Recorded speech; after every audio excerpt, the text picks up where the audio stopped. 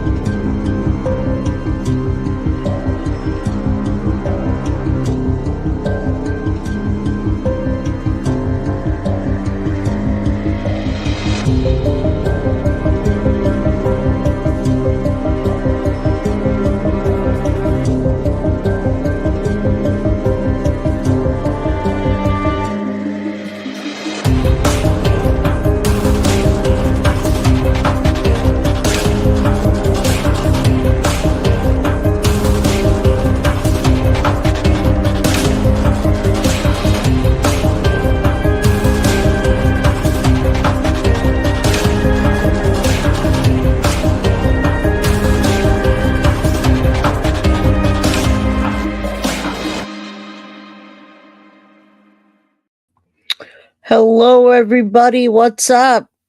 I am Jay with Guilty of Crime, and we're back. We're back.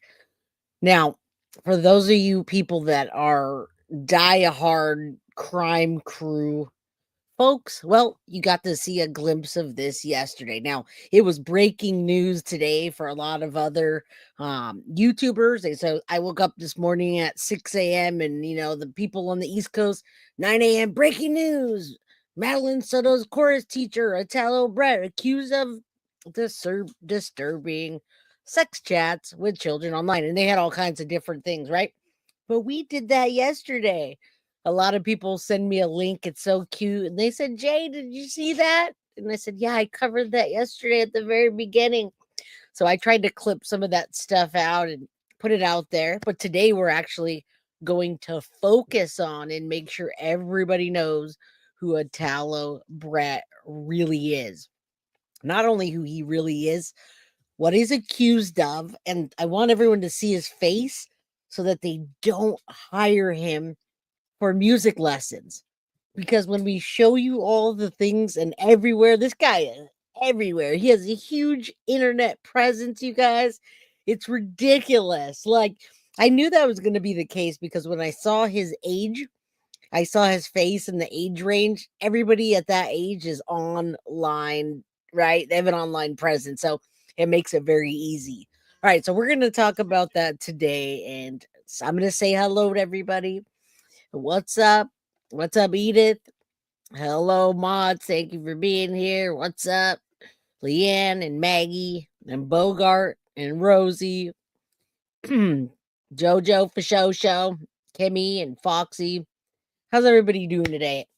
This is not just a story. And I want to thank you, Lori Duran. I don't know, Lori, what your name is in chat, but Lori Duran just sent me a $15 Cash App. I appreciate you so very much. Thank you.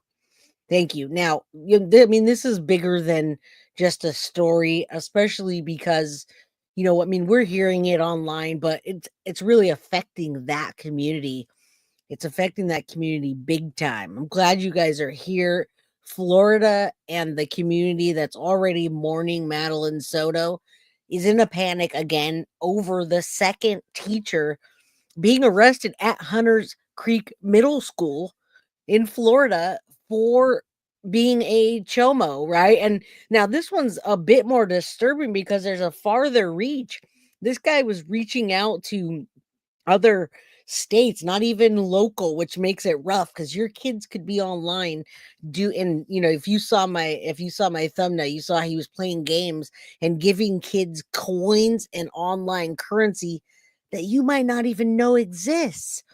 So anyway, do me a favor, hit that like button, subscribe if you haven't, and get your super chats, get your super stickers, get your membership, because tomorrow we're going to do a call in. Tomorrow's going to be crazy. Tomorrow's going to be crazy because, well, tomorrow's Friday. All right. Today's not Friday. It's Thursday. Tomorrow's Friday, and we're going to do call-ins. And when we do call-ins, it's like we'll put a time limit this time on it so we can get more people.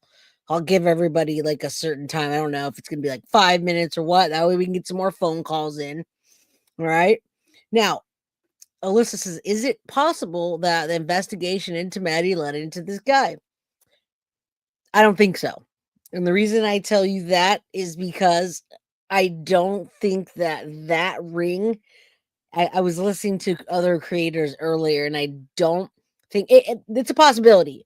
I'm not going to say no, but when we start getting into it and you see where this came from and how it came, now it could be because they've got agents that are reaching outside, right? It's the Florida Bureau of Investigations. So it's a possibility.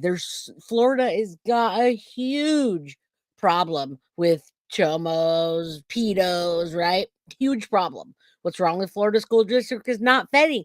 And that's the same thing with CPS, all the other children's anything that deals with children is not vetting properly.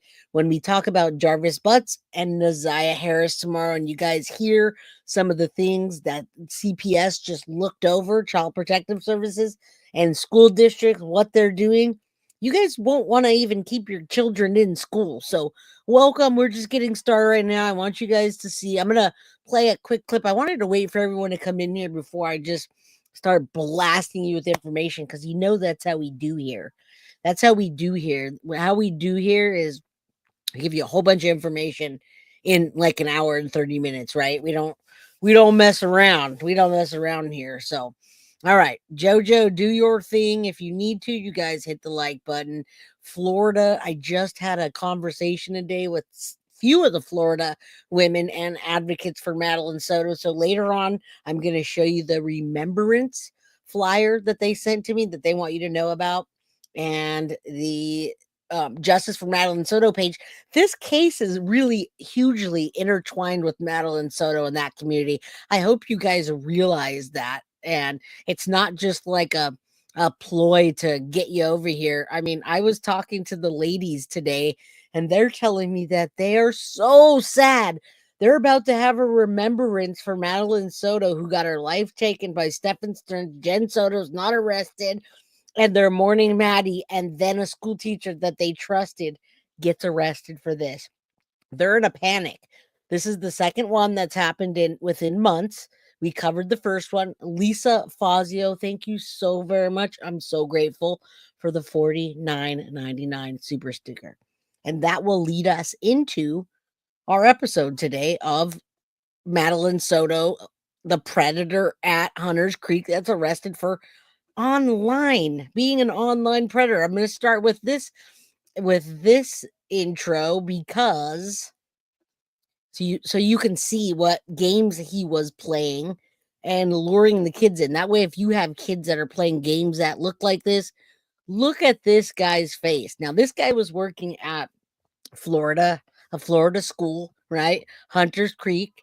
He even did an interview for Madeline Soto, which we talked about yesterday, and Grizzly played the entire interview today. Okay. So this is like, not only that, she was in his concerts. And speculation, folks. Do you guys remember? Now, this is just speculation now. 111 in chat. So I'm going to say a huge prayer for Madeline Soto and the community of Florida and Hunters Creek Middle School that are just devastated right now. Parents don't know what to do. They're out of their mind. I had a almost hour-long talk with somebody from Florida that's one of the advocates there, and they're just like, they're going out of their mind. They're all losing their minds here. All right. They're all losing their minds because this can't be happening. This guy, this guy, and then the other guy, and then Stephen Stearns and Jen Soto's running around, the evil potato you got running around that hasn't been arrested, and everybody's pissed off. No, but Alyssa, when I show you all the other pictures, you're going to say, that guy just looks like that cute little gay guy next door that I thought baked cookies so well. You're not going to see that guy that's not happy that he got arrested online. He doesn't look like that. He doesn't look like that. All right. So we meet. Yeah. Thank you guys. I always tell everybody, you guys can be mods in chat without having a wrench. You can still be a moderator. You can still be a moderator by telling people to hit the like button, subscribe, and then we keep the trolls out. Sabrina Romero, thank you so much for becoming a YouTube member. All right, where there are children, well, guess what, proud America? Children are everywhere now. That shows you because this guy was online doing this to children in other states. He was making them have SCX with each other online and letting him watch and paying them in coins, Robux, or whatever. They have Robux, they have different kinds of coins and different currency that you can just pay the kids with and say, turn your camera around. Now do this, do that, do that. All right.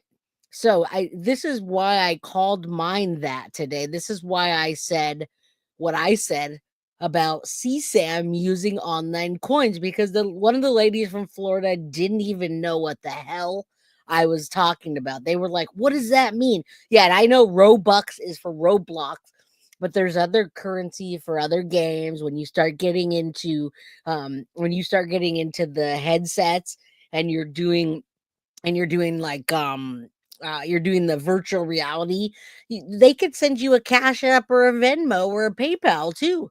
Same thing. It's just a currency that's not cash, right? It's an online currency. So all the same, just a different kind of predator that's not right next to you. All right. Oh, thanks. Thanks. This guy's going to get timed out. Welcome, LSR. We're not going to give you, but that's awesome. Good seeing you, my man. See you later. All right, let's get rid of these guys. Right? Let's put this guy on a timeout because that's what you get. You get a timeout when you say stupid things. All right, I got that, Nancy. I got the flyer. We're good to go. All right. So yeah, you say dumb things in my chat, you get a timeout. Right? Yeah, it's all good. All good. Today we're talking about Madeline Soto and that community and how it affects that community and how it affects your community, because you don't even have to be in the proximity of this guy and you get this. All right, check it out. All right. It'd be better if I had volume. So a disturbing arrest in Hunters Creek, a local teacher in federal custody accused of using a popular video game to exploit children. Investigators say he offered kids currency from the game Roblox in exchange for inappropriate video calls. Thanks for joining us. I'm Bridget Ellison. And I'm Justin Mormouth. The arrest is shocking for many parents, but it also serves as a reminder about online safety. News 6's Angie Casada has more. So there you go. He was specifically using Robux. Now, let me tell you a quick story. Yes, hashtag arrest Jen Soto. Now, real quick story. So what just passed? Christmas just passed, right? Christmas passed and Reese got $100 in Robux. Now, that's what they just said the guy was paying the children in that type of currency. And you know what, HC teacher and all of my crime crew, I will take that comment and appreciate that, because you guys all know who I am and how I do. And I respect all the communities, LGBTQ, whatever you are. But that's not, yeah, that has nothing to do with this show or me. So there you go, except for the L part, maybe the G part. All right. Anyway, I think that the LGBT community is included in this episode, however, because this gentleman, that's not a gentleman, that looks like a gentleman, but's actually a monster, is in fact in the LGBTQ community. Okay. He is a gay man and he wanted to prey on gay boy children that probably weren't gay. They were just experimenting, and he caught them with Robux, which Reese had 100 of those in real dollars, $100 of Robux. So that's scary, right? Very scary. Love you too. And yeah, my pronoun is me. My pronoun is J. This is J with guilty of crime. I am J. BJ. All right. No worries. We're just getting this pedo party started. No pedos, no trolls. Let's go. And you guys know how I feel about these guys, right? These chomos are the same as if a zombie apocalypse came along, you get your shotguns out and you shoot the pedos right in the package. Now, if it's a female pedo, you shoot her in any package you want. Chomos are just like zombies. When the apocalypse comes, they're going to get shot first. Okay. So let's go. For millions of children, Roblox is a beloved game, a virtual world where they can play, create, and connect. But for some, it has become a platform for exploitation. Federal agents have arrested Italo Brett Bonini, a music teacher at Hunters Creek Middle School. He stands accused of coercing two 8-year-old boys in Maryland into performing sexual acts on camera. Investigators say he lured them with promises of Robux. Did you guys even know about this? Now, you guys, I have a 10-year-old and she's in the other room playing virtual reality right now. I can hear her. Welcome, April. And yes, you guys, whatever package you have, straight for the shotgun. And if I have the handgun, I've got an even better aim right at it. So all pedos gotta go. Gotta go. Gotta go. I have no tolerance. And their remarks about, oh, I made a mistake is a bunch of BS.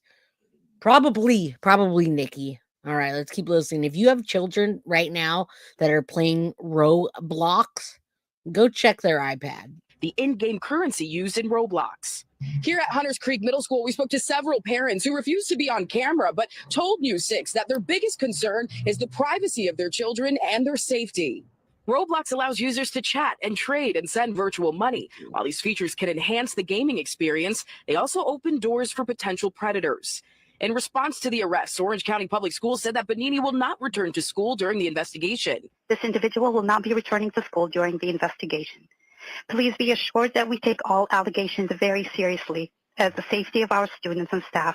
You know what sucks right now is it's still an allegation, so we have to say allegedly, you all. And Alyssa Gianna, yes, it's Roblox itself. My daughter plays Roblox almost every day, so just keep them under wraps, okay? Yeah, hey, teacher, leave them kids alone, right? Someone said that yesterday while we were doing that. Way too close to that site, and Hunters Creek is not happy again. All right. And now there's a bunch of other ones out there. There's probably predators hiding at Hunters Creek right now thinking, man, shoot. Oh, man, now they're looking into me. I better calm down. Hopefully, right? I mean, everyone plays Roblox, Rachel Burton. Everybody plays Roblox, except there's a few parents that say, you don't get the iPad or the da-da-da-da-da. You get 30 minutes of TV a day and you're going to go outside and play. That's not around here because we live in the city.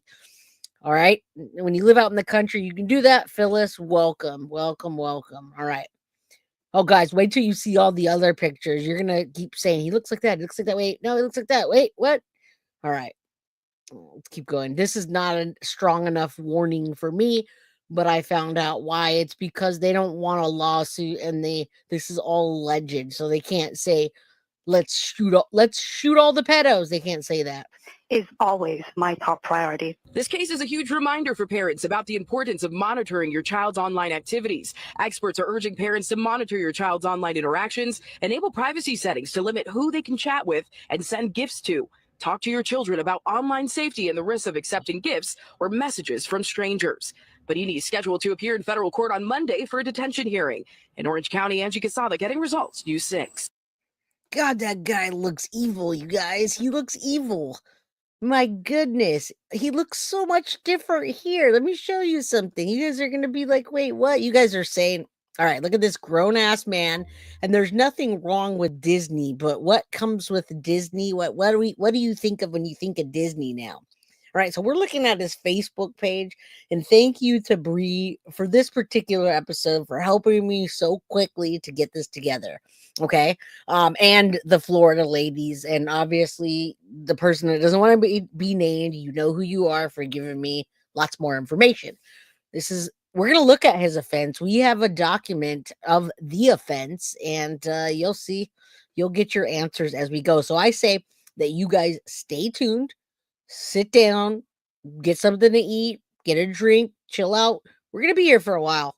We barely just got started and we're 20 minutes in, everybody. So you know how we roll around here. This is like a deep dive right now. We got a lot of information to show you, and it's because I don't want anybody to hire this guy ever where there's children around them. Like ever, okay? So those of you that are offended that like that guy, I should have not timed him out. I should have kept him blasted. The one that said I look like a trans man. We should have kept him on the screen so we should have pinned his comment, because I bet you that guy's probably in the LGBT community and he's a chomo himself and he doesn't want me outing him, so he's afraid of me. That's what I'm going to say. So if you're coming for me, especially in this chat, then you're probably a chomo. So we're just going to assume that, everybody. Let's just assume that anybody that in this episode, we're talking about serious things that will help your children not get victimized. They want to come in and be a troll. Well, we're going to assume that they're a chomo and a predator too. We'll pin their comments up instead of timing them out. How about that? Sound good? Okay, let's go. Okay, let's look at this guy. He doesn't look like that evil. It's all good. He just came in and I timed him out. All good, baby. I'm 45-year-old grown-ass woman. Yeah, think I haven't heard it all? Of course I have. Again, welcome to Guilty of Crime. I am Jay. All right. Let's take a look at this. Let's take a look at his Facebook really quickly, because his online presence is huge. Now, Roblox has a presence around the world, so he could have been doing this to children in another country. I don't know if this guy's Italian. By his name, Italo Brett Bonini Jr. He goes by Italo Brett. He goes by Mr. Brett. So by that name, he can have a passport in another country and go to other countries, get children, do things online. He has access to whatever. All right. So you guys be careful. We're here for that type of information, not for whatever else. And I'm glad I could make you smile and celebrate and laugh. Love you, Misty. I haven't seen you in a while.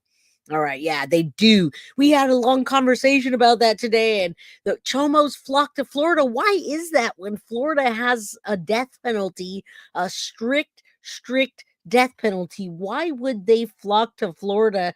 If you go to Florida, you commit a heinous crime, they're going to give you the death penalty. So maybe these people actually are tortured so much that they don't want to be alive. And thank you for the 420 membership, Foxy Amazon. All right. The 420 gifted membership is in honor of Foxy's brother, Christopher, who passed away when he was only 19. Prayers. Well, it seems like we're working on that now. I don't know what's going on. All right. We have a lot more, so let's keep going. This guy says, I'm here attempting to explain to Donald why I'm not decked out in his apparel. He wasn't having it, right? That's what he said on his stupid Facebook. And then again, LGBT community. I mean, it takes one to know one, right? It takes one to know one. I am Jay, and I'm outing myself right now. I am Jay, and I am outing myself. So this lady looks like she's in the gay community. I'm pretty sure 99.9. Also, he's disrespecting Maddie's favorite little character there. Isn't that that's this little Stitch guy, right? That's Stitch. Maddie loved Stitch, and he's disrespecting Stitch there. So yeah. Thank you, Kathy Hannah. You're the best. You guys keep my channel going. Showing off my age. Not sure what a chomo is. A chomo is a predator that goes after young children in sexual manners. In an actual manner. They go after children like they're adults. That's what that is. It's a chomo, a predator. And yes, I am. And I also love getting my haircuts too. One day I'm gonna go get my haircut and then go all the way to the skin and then get a tattoo right here. I don't know what yet. All right, let's keep going. So this guy's disguising himself. He thinks he's slick, but now we know. All right, now this doesn't look like that picture you just saw, does it? I have a whole slideshow, so it doesn't look like you learn something every day. What did she freeze, or is it? You know what? It might be mine. It might be mine. And thank you. All right, it might be mine. We love you too. You do this knowledge uses a better anything we do. Right. Exactly. If everyone just put out good vibes to everybody, everyone would be so much happier. Okay, so he's does that look like the same guy in the picture? It doesn't, right? All right. It does not look like the same guy at all. So you guys beware of this. The reason I'm showing this is because I want you to know who Brett Italo is. Brett Italo Bonini Jr., but he doesn't go by that. And here he just says Italo Brett Jr. So he always goes by Mr. Brett or Italo Brett. So I'm not going to add him as a friend. Oh, wait, look at his pronouns. You can see his pronouns. Let me see what you say here. I got to see some of your Gen X. Hey, fam. My name is April, and as long as you're a good person, I vibe with you. Who you are attached to is none of my beeswax unless it's a child. I'm vintage, circa 1977. Well, I'm circa 1979. All right. All right, let's keep going. Okay, so you guys watch out for that. This is his page, Italo Brett. Sometimes you see Junior, sometimes you don't. He is a music director at Hunters Creek Community Chorus, so Hunters Creek Middle School. Okay, director of choral activities and all the other things. By the way, he goes by him. Okay, just in case you thought. He's a former president of the Orlando Music Club, which gives him lots of access. You guys, it's a nonprofit 501c3. So you can go to that nonprofit and go find some kids there because that's what he's doing. And that's what we need to watch out for and who we need to watch out for. So I'm blasting him on his page right now, you guys. I mean, you have this grown man. We showed you this picture yesterday. All right. Grown man that doesn't look like he did when he got arrested whatsoever. Right. All right. Doesn't look like him. So when you guys first saw that, you're like, wait, what? And actually, I haven't even pulled up the document of his date of birth yet. So this is like a super deep dive. Bree, how old is he right off the top of your head? Do you know? Oh my God. Not only that, you guys, he's hiding behind Peace United Methodist Church in Orlando, Florida. So if any of you go to this Peace United, I think that church is the one that was across the street from Maddie's school. Do you guys remember the school that she supposedly got dropped off at?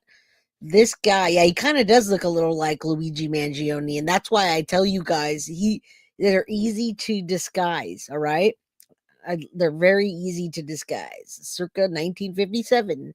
My mom's 1955. There you go. Yeah, sorry for the... Okay, so if any of you guys are locals and you go to that Peace Unitedist Methods, you might have ran into him because he is also in the music choir Hunters Creek community deal at Peace United Church. Okay.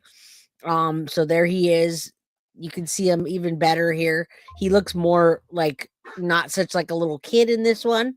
I think that was it. I'm pretty sure that's the one right across the street. Absolutely good vibes, right? Yeah, the church that makes you mad. And he's right there doing his thing, acting like he's, we'll see his birthday when we get to that document. So you say his dad's 25? His dad, he's 25. Okay, he's 25. So that's why sometimes he looks so young. He can probably disguise himself as a younger child on Roblox and act like he's, act like he's 15 or 16 years old. So that is in fact the 13502 Town Loop Boulevard. And if you take that 13502 Town Loop Boulevard address and you plunk it into predators or the sex offenders in the area, you're going to see it light up like a Christmas tree. I don't know if you want to do that. Yeah, West Alert. Bree, if you want to take that address and plunk it into the Predator Alert, the Predator website, you'll see it lights up like a Christmas tree right around that area. So you put the Peace United Methodist Church, and it's just crazy amounts of pedos, we'll call them.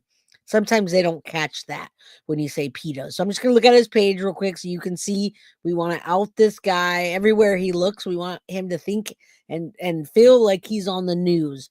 Oh, wait, he is on the news. Okay, so he doesn't look like he's 25 years old, guys. He looks like a kid.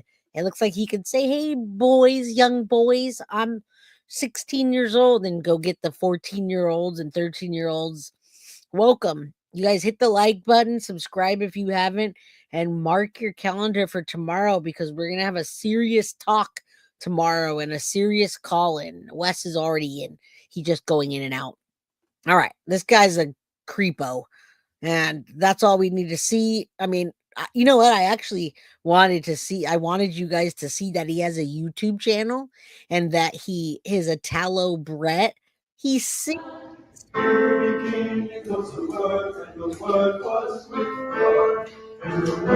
That's him.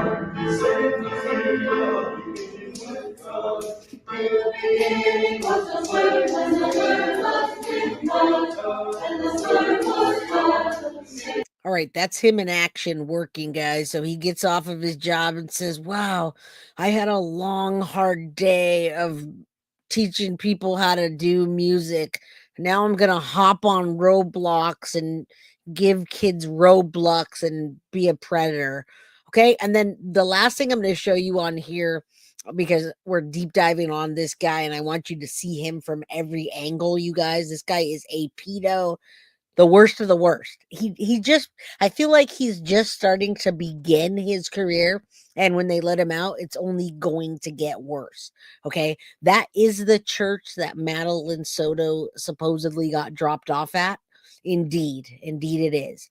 All right, so this guy on his Facebook page has this Hunters Creek Middle School chorus Amazon wish list. Nothing too bad about it, but we took a look at it and he's got some personal items on there. All right, so he's putting his socks and his underwears and things like that. Now, I dropped all the links in the description so that you guys can go over there and you could just flood all of his pages and tell him, "Hey, pedo, leave those kids alone."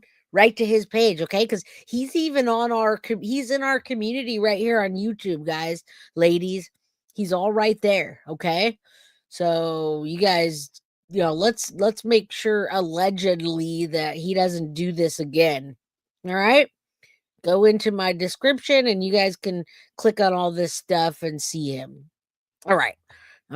For the people that just came in, I'm going to click off of this and I've got the next video to show you there's so many of them. It's funny because they did three different news stations did an article about him in a completely opposite way.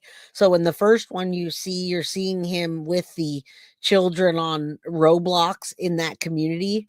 And then the next one you're going to see him with the children of the church.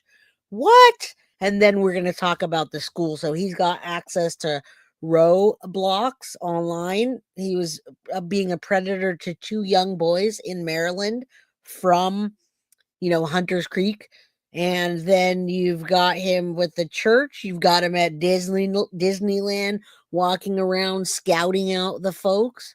Welcome, everybody. Welcome, Angie. Hi, Jan Check. Good evening. Good evening to you. All right. Hashtag no pedos. All right, let's listen up, guys. This is what happened. This is what happened yesterday. Case out of Orange County, Florida, where a trusted middle school teacher has been arrested on disturbing federal charges involving a child. The allegations, absolutely horrifying.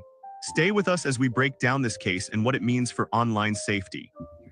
Authorities say Italo Brett Bonini, a music teacher at— Oh, wow. I did not know how to say his name, so it's Italo. I didn't watch this one. This one came out this morning or last night, and I didn't see it. So he calls himself Italo Brett Jr. You get a little glimpse into what he looks like. You can see he's got little toys around him. Again, when we're all done with this, make sure you share the crap out of this video, especially to the community, okay? Yeah, parents need to get off their phones and start monitoring what your kids are doing. Absolutely. Now, there's so many times you can't do that. So you got to put trackers. You got to check in with them. You got to listen, right? You can't just sit there and watch them all day. Yeah, toys like certain, but you do got to monitor them and track them. We're modern day. We're in 2025, you guys. All right. Oh, they pronounced it wrong. Well, I'm still going to call him Italo Brett. They call him Mr. Brett. All right, let's keep going. At Hunters Creek Middle School was caught using the popular messaging app Discord to allegedly entice an 8-year-old boy into inappropriate activity. Court documents reveal that Bonini even Okay, so now Discord. So you guys be careful. Discord is one of those ones that's a real doozy. You can hide in Discord. You can open a Discord and have one here and a Discord and go and do this here and have fake names. So now we've got Discord and Roblox. So if Discord or Roblox ring a bell to you, then please go check your children's apps. Jay, it's pronounced Italo. Italo. Okay, we're going to call him Italo Brett. His name's Mr. Brett or Italo Brett. All right. Hunters Creek. Yeah, I just got a call today from that area. The people of that area telling me that and telling me that they want to pull their children out of school. Like I said, if you could just do a little search on that address, you're gonna see it light up like a Christmas tree. exposed himself to the child in exchange for video game currency. And it gets worse. Investigators say he may have communicated with other victims. So how did law enforcement catch him, and what are officials saying now? It all started in Maryland, where a state trooper responded to a disturbing complaint from a father. That father had discovered explicit messages on his child's Discord account. Authorities traced the messages back to Bonini, leading to an intense investigation involving the FBI. Bonini's IP address tracked to a home in Florida. His reaction when confronted, he admitted to owning and deleting the account, but claimed he fell into temptation and wasn't a sick individual. Parents in the district are horrified. One mother, Diana Chakin, said, "Teachers are supposed to be second parents. This is terrifying." Another father, David Rivera, is now calling for stricter background checks for educators. Meanwhile, Orange County Public Schools acted swiftly, placing Bonini on administrative leave. The principal assured parents that student safety.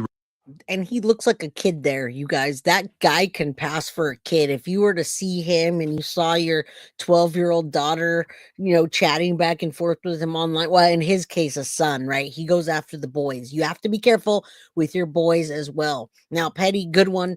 Maddie had a Discord too. And of course, Maddie had a Roblox. Almost all children in 2025 nowadays have a Discord and a Roblox. I know because I go to my daughter's school all the time. And they got kindergarten through 8th grade, and everybody has a Roblox, or not everybody has a Discord. Discord's a little trickier, and it's so not for an 8-year-old for sure. But sometimes the video games make it so that you have to go on to Discord in order to communicate. So they do that on purpose. And yes, Augustina, he's 25 years old and he looks way younger than he definitely should. Please watch your boys too, you guys. Boys won't tell you about it until later. If you get lucky, they'll open up, but they'll just retaliate and they'll be awful and they'll do awful things. I'm not saying females don't do that, but males are more prone to keep it inside because shame and their masculinity, they don't want people to know. It's terrifying, but it's real. So please, please, please, please. And he uses it to his advantage. You're going to see, we're going to watch a whole thing of it while I read you some documents. All right, let's keep going. My whole point is to expose this predator.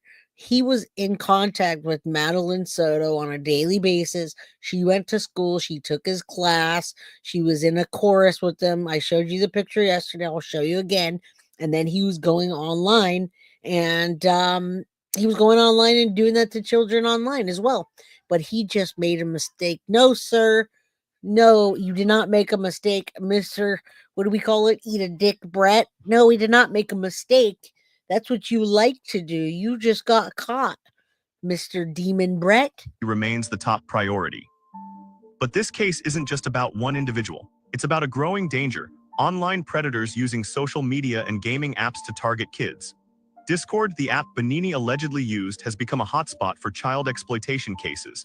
Experts warn that parents must be extra vigilant. So what can you do? Monitor your child's online activity, educate them about online safety, and report anything suspicious. Now we want to hear from you. Should schools implement stricter screening processes for teachers? How can parents better protect their kids online? Drop your thoughts in the comments below. And don't forget to like, share, and subscribe for more Yes, and you guys do that in the comments below. When we're done here, you guys put a bunch of comments in there. Put a bunch of comments, like, subscribe, share. If this is not the best episode you've ever seen on a Predator, then just go right now. Just close your screen and walk away, because I haven't even finished this episode and I'm enjoying my own episode. I'm like, wow, there's a lot of information in this that's good, not only for parents, but for children, for the schools to see. If I didn't use some of the language I used, then, but still, Army Mom, welcome. All right, you didn't miss much. We're going to keep going, but I absolutely think not only is this an entertaining video, because this is all allegedly, but it's also entertaining, but it's also educational. All right. And why the hell does school screen people? Yeah, they don't. They just don't, because they don't have the capacity. And like I always said, the world is ran by pedos, you guys. This world that we live in, we have to do something about it. We have to do something about it, because this world is ran by pedos. All the people that you guys look up to, and we all think, oh, they're the creators of Roblox, blocks, and this and that. They're all doing that stuff too. All the Hollywood people that people are handing their children to, they all do that, you guys, allegedly. Now, 222 just hit in chat. So I want to say a prayer for Maddie and for the children that were victimized in this case. Okay. What are the odds that this sicko is that? What are the odds the sicko is the one Jen emailed? They might all be in on this. Now, Roy Roderick, you know what? There's a huge possibility that Jen and this guy had some kind of relationship, because it was Maddie's teacher. Also, if you remember, Tyler Wallace was paying for lessons, music lessons with Maddie. So Tyler paid child support and he paid for music lessons. That's what Tatiana said. Now, this guy does music lessons and he posts it all over. Hey, I do music lessons and I'll travel to you as well. So the possibility gets higher and higher and higher the more you think about it. The odds go up. All right. Okay, I got my own place. I'm organizing it. Good for you. Melissa Johnson, well done, girl. All right, let's keep going. This guy in the Disneyland picture, man. Breaking news, an investigative. All right. Italo Brett. I don't care. It's Italo, because I want to say bad things when I say Italo Brett. That's his real name, Italo Brett Bonini. Okay, I'm gonna show you that it light up like a Christmas tree real quick. Thank you, Bree, for sending that over. She did a little search that will show you what it looks like in that surrounding area, folks. So if you go to Hunter's Hunters Creek Middle School, I'll make it bigger, and you type in that address, that Florida Department of Law Enforcement neighborhood search results. There you go. There's your transient predator, your transient offender, your SE-actual offender, and then your SE-actual predator. Now, you guys might ask me, what's the difference? Yes, eat a load of bread, Panini. Do you guys even wonder what that means? Do you wonder at all what a transient offender versus a transient predator means? Because in Florida, I don't live there. So I'm wondering, does it offender versus a predator mean that they've done it multiple times? What does that mean? And yes, lessons with him. We're speculating, because Tyler and Tatiana said they paid for music lessons for Maddie. Okay. And this guy gives music lessons and he's blasted all over the internet. And he worked directly with Maddie, which we saw in a picture yesterday, and I'll show you again. Right. So he directly is tied to Madeline Soto. All right. I'm glad you guys get those. And you guys see that lighting up? There's a bunch of transient offenders, which means that they're okay, transient. It says transient. I don't think they mean transit. Isn't transient. That word is like they move around. So you guys can let me know. You can let me know what that means, but it's really, I promise it's spelled transient. And you guys know what the meaning of a transient person is, right? Somebody that moves around. So you guys tell me, they're not supposed to live close to schools, but yet there's another thing.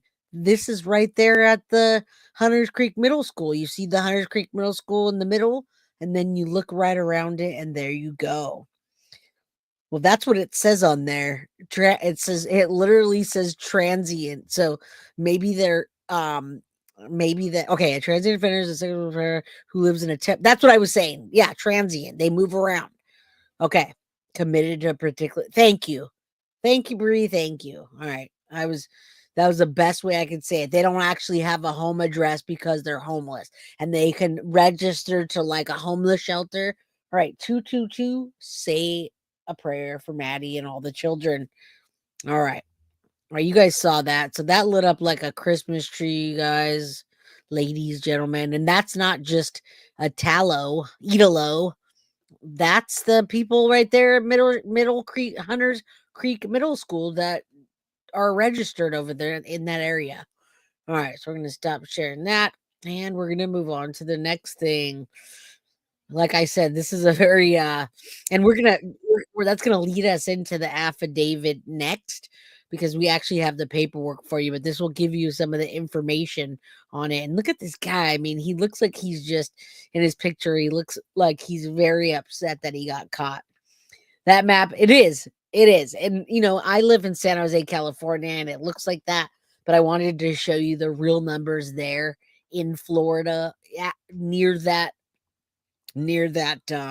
not only the school but the church is right there, you guys. And bingo, that's just the registered ones, Angel says. And that's what transient means. It's homeless or moving around. All right. Yeah. Jane, Florida is only within 1,000 feet around my daughter's middle school, Tallahassee. There's so many outside that area. Well, you watch your daughter, your kids even more. Now that you know, I mean, the reason we're doing this is to let you guys know how bad it is and what it's affecting, the radius, what it looks like, right? He is looking like he's thinking, I'm going to hate prison. And yeah, he is. You know what the sad thing is? It's he's probably not even going to do prison time at all. They're going to probably give him some like ankle monitor, if even that, or community service. I mean, I've seen it way too many times. And he'll just go reoffend again. So you guys have to watch out for him in particularly, all right? Oh, Lord, train tracks run little. He does look evil. All right, next one for those of you that came in. Here we go. We are now learning new details about an Orange County middle school teacher who is accused of enticing minors to commit sex acts on video. 25-year-old Italo Brett Bonini was arrested on federal charges. West 2's Paula Tristan Aruda went to the home he lives in with his parents. Wow. At his parents' house. Nobody answered the. I'm so glad they went and knocked on his parents' house and they got the news cameras out there. I felt like we were being so intrusive right now. He has so many more online presences that we haven't even got to. He has a Facebook, a LinkedIn, an Instagram. He has a Italo Brett piano profile, which I'm going to show you that because that's what he's going around saying. Hey guys, can you hire me? I do voice lessons and I'm affordable and I'm in person.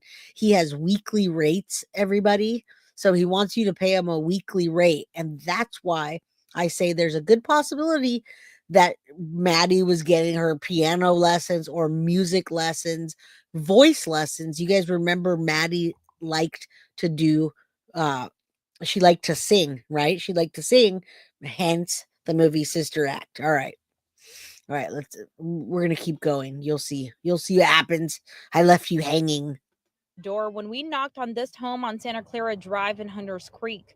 They even gave According his to a crime address. complaint, Italo Brett Bonini, a music teacher at Hunters Creek Middle School, has lived here with his parents for years. He's accused of enticing two boys in Maryland to expose themselves and engage in sex acts in front of the computer during video calls so he could watch.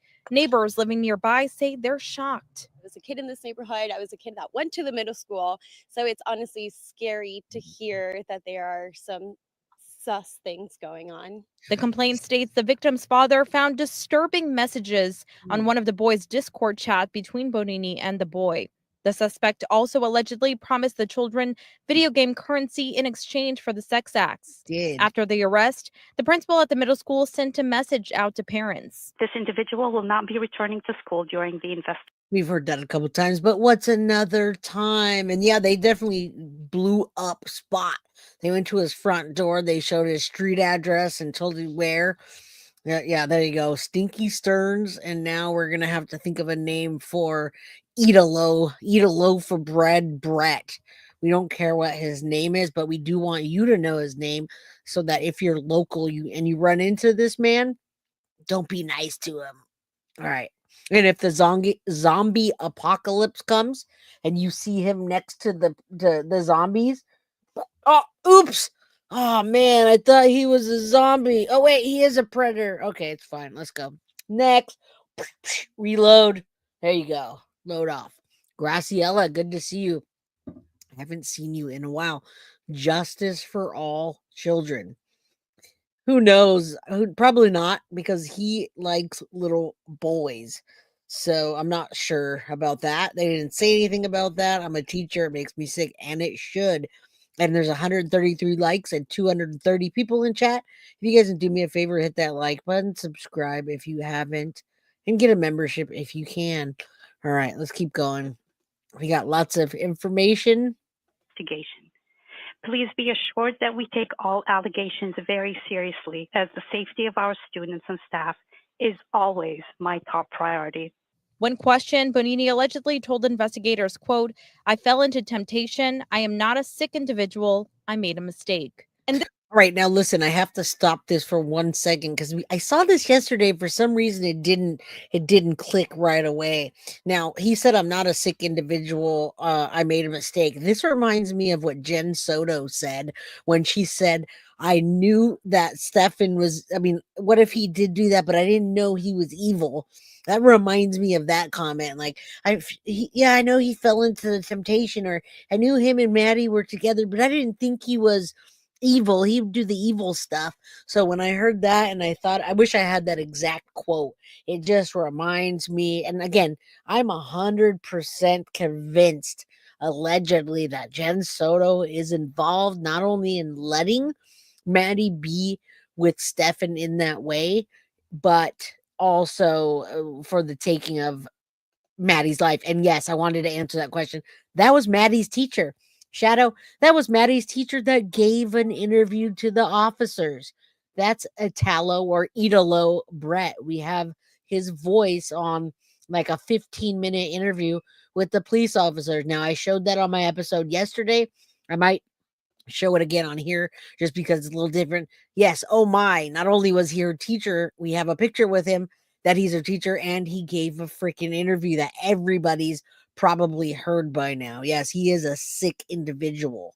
There's no temptation. Like, my temptation is like, man, in the middle of the night, I wake up and I want a Snickers bar. I'm like, man, I want something sweet. My sweet tooth gets the best of me. That's temptation. Temptation is, man, I know I had 2 ice creams today. Should I have a third one? Or, man, I'm tempted to take Monday off and just blow the whole day off. Now, I shouldn't take Monday off because I really need to work. Nah, screw it. I'm going to be tempted to take the Monday off, and it'll be Friday. That's temptation, guys. This guy is sick, and he's evil, and it's going to get even worse. It's going to get even worse. He's 25 years old, and it's going to get worse. Yeah, this was the teacher that gave the interview. You can play the interview. I have the interview, and I can play the interview at the end of this. Absolutely. All right. All right, let's wrap this part up. This is not the first time someone who worked at the school has Nope. gotten arrested. In October 2024, Mitchell Regan, who worked here as part of the after-school zone program, was arrested on child porn charges. Bonini did admit to detectives that he communicated with the children through Discord. To hear that there is a risk of unsafe people around, I'm glad that person definitely got arrested. Covering Orange County and Hunters Creek, Paola Trisnaruda, WESH 2 News. Blew out my ears. All right, I actually wanted to find the post about Maddie on there, but I have the picture. I know he did yesterday. I showed the post where, and I had just a snippet. Oh yeah, he did do. Wait, Is this about? This is a very special group. Now, I have the post of him saying Hunters Creek Community Chorus was featured in the December 2024, and then something about my heart goes out to Maddie. I have a snippet of that I showed you yesterday, but for some reason I don't see it on his Facebook anymore. My hope on this 4th of July, if I want to show it to you, and maybe she's on there. I do have the individual picture. Oh, this is what you're talking about. Okay, let me I try to always like interact with you guys and make sure I'm covering everything that you want to see, right? Because I pay attention to what you guys are doing in chat. Here it is. I showed that yesterday, but just because I showed it yesterday doesn't mean you guys, a lot of people didn't even know that I streamed this yesterday. All right. Watch those gaming sites. Now, Malibu Surf, when you say watch those gaming sites, how do you know which gaming sites? There's so many of them. So it's like you guys should make a list and write it down. You know, we've just talked about Roblox and Discord.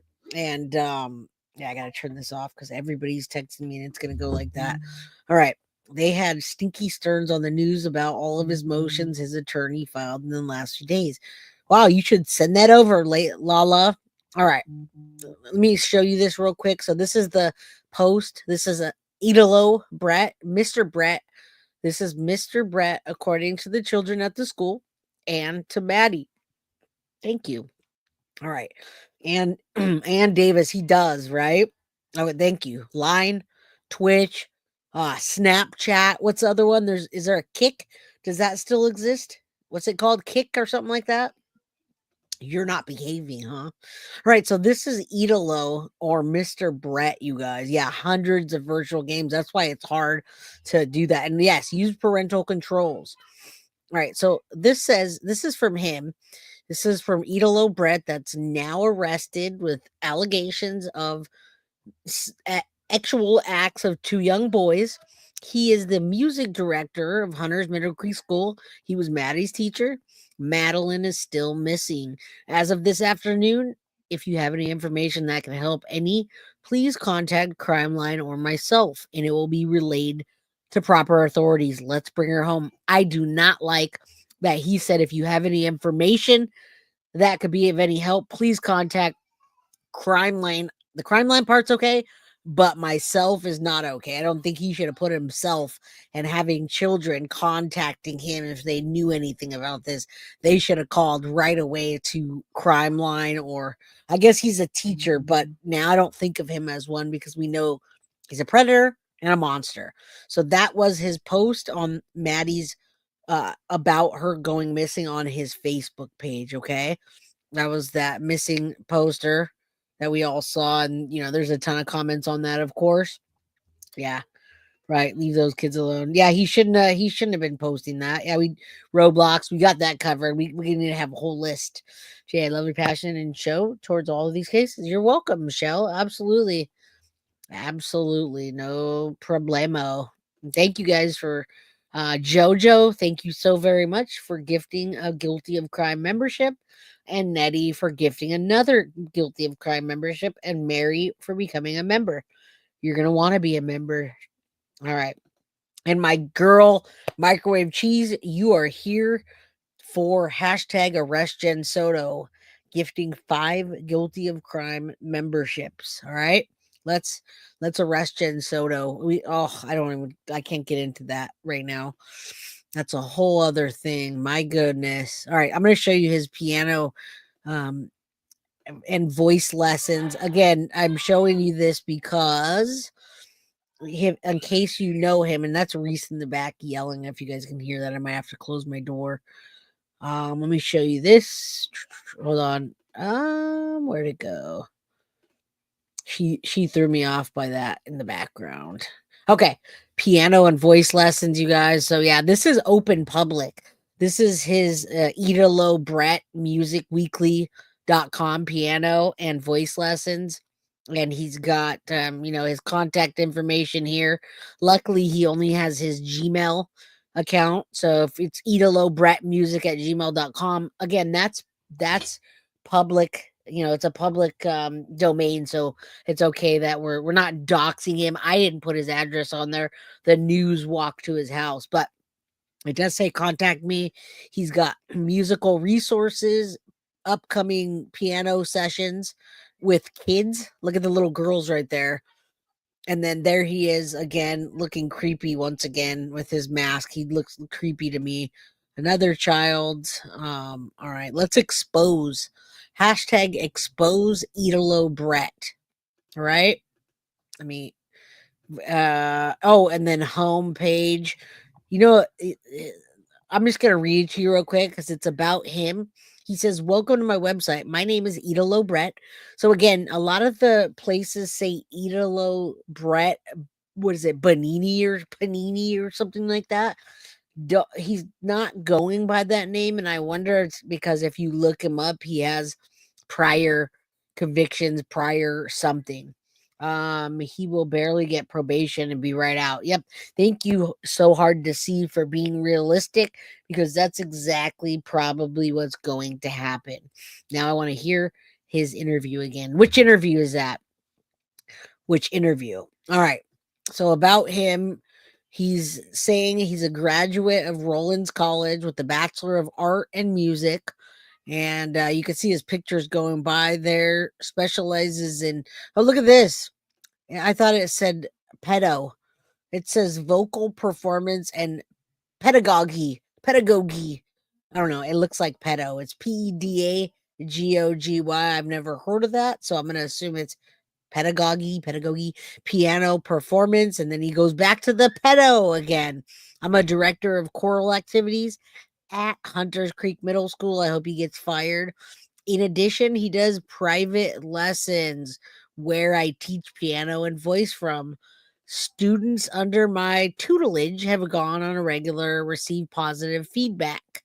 As a performer and collaborator, I often work as an piano accompanist with musicians about Central Florida. I also perform and acts as part of an entertaining Central Productions and perform seasonally caroling company as a Dickens caroler. All right, that's enough about him. There's a lot about him actually, and we're talking about him. So yeah, I'm gonna put this up real quick so you can see the documents, and I'm gonna show you some of them, but I also wanted to show you some of the pictures scrolling through as I kind of talk about these, because I don't even know what's gonna dox or not. Private lessons, and he will travel for money or for coins or for Robux. Which one is it?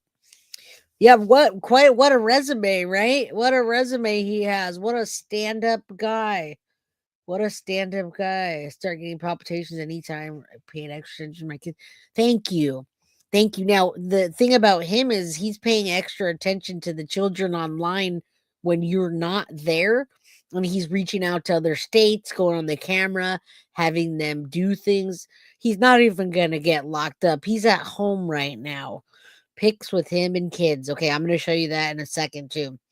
Pedagogy, the method and practice of teaching. Okay, well, that PED reminded me of a PEDO. Will travel to pedo your kid. Right, exactly. All right. So this is kind of what they showed on there earlier. This is I wish my son is asking me something. I'll do it. I'm streaming, my guy. I'm streaming. Well, okay, it's not HMO. You want to pick your own. No, it's PPO. Pick your own. Pick your own. No HMO. No. I'm streaming. You suck. Okay. All right. I just gave my son solid advice, and it was too late. I told him to go with PPO instead of HMO, and he said too late because I didn't answer him back. PPO is expensive, he says. Okay. All right. I'm filming. All right. I'm taking what do we say? Talked about? Okay. Sorry. I was talking to my son real quick. All right. He's young, working his way up a slime-o-meter. Well, hopefully we help him not work his way up. So there's the documents in the criminal complaint and the affidavit, but I'm just going to run down it and then I'm going to read you some of the things. But I'm not going to read it with this on because this is kind of boring. And I want you to see the document that was put together. So, okay. Sure. Sure, you can change next year. Just change next year if you don't like it. I'm in the middle of an episode right now. Okay. All right, guys, ladies, gents. Let's go. And my son's 25, you guys. So when you hear me talking to him like that, he's old enough to make his own decisions about PPO or HMO. And he made his decision to save money so he could change next year. I'm not being a jerk. He's 25 years old. All right. Don't get the wrong idea. All right. He said, okay. Okay. Yeah, children never grow up. Children never grow up. I don't like HMO. I like PPO. And yeah, it's definitely mom life. I have 2 kids, 125, 110. He is old enough to know, but he asks me for everything, guys. He asks me for everything. Okay, he did. Wait, what? Liam Bonilla says he did piano lessons with me. And Liam, you seem like Liam sounds like a male's name, so a male. I wonder if he ever like gave you a weird vibe or anything like that. Liam, let us know in chat. And thank you guys for the I'm a good mama comment. I will take that because I think so. All right, I'm gonna have these streaming while I read some of the stuff. But did we have the picture of Maddie in there so I can show them real quick? I think it's in there. Tell me he does not look 25. He does not look 25. He does not. I will not accept that. Is that the picture with Maddie in it?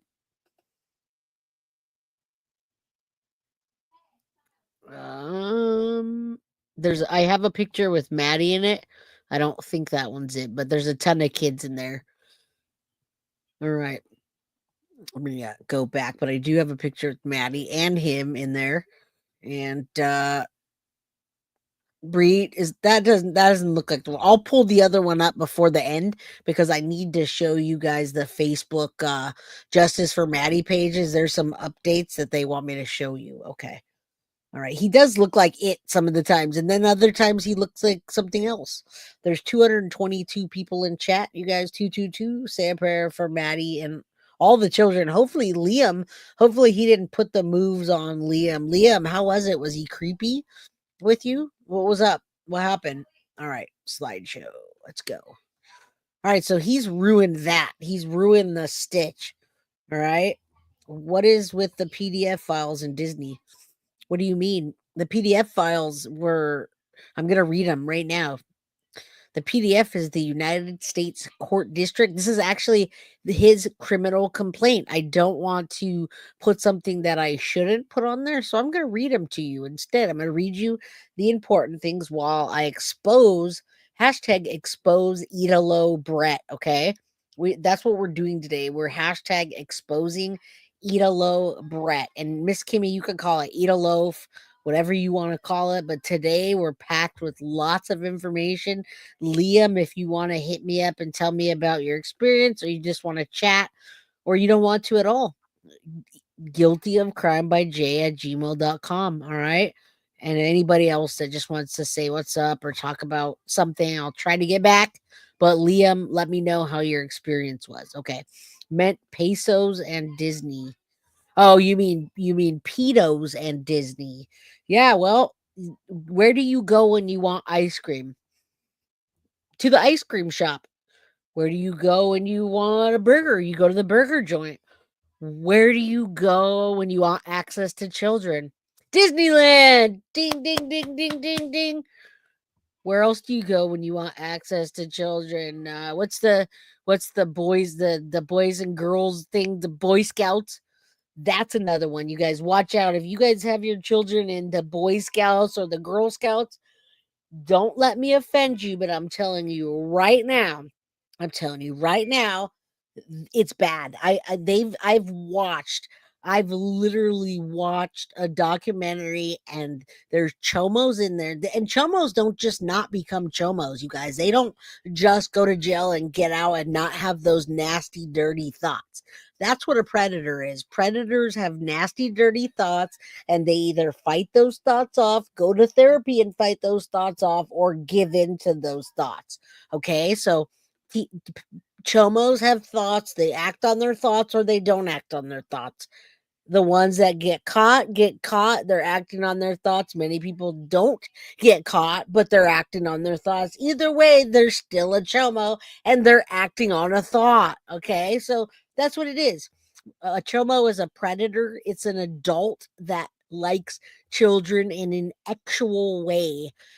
Jules. So a chomo is a predator that likes children and wants to date children. Children that are not above 18. Ones that are 4, 5, 6, 7, 8, 9, 10, 11, 12, 13, 14. Wyatt. If somebody that was over 18 dated Wyatt, they would be a chomo. Wyatt is 16 years old. Wyatt, you can't have a girlfriend in this chat because everybody's 18 and over. Okay. So that's a chomo. That's a predator. That's a pedo. And Deanna Wright, once a chomo, always a chomo. Absolutely right. It's always going to be in their head. They got to fight those thoughts, and most of them don't. They just don't like to get caught. Right now, he does look 15 or 16 years old and really does blend in with them. Now, I'm pretty sure he's in the community, LGBT gay community. Takes one to know one, but I see it, and he likes little boys. It would be fine if he would just like men. If he would date men, we would be all good. Just date a man, dude. Look, there's a man right next to you, Steve Jobs. He's no longer alive, and that was a statue. But hey, that was a statue of Steve Jobs. But yeah, grown men. There's a grown man. That's probably your dad. Your dad's probably so proud of you, Italo. All right.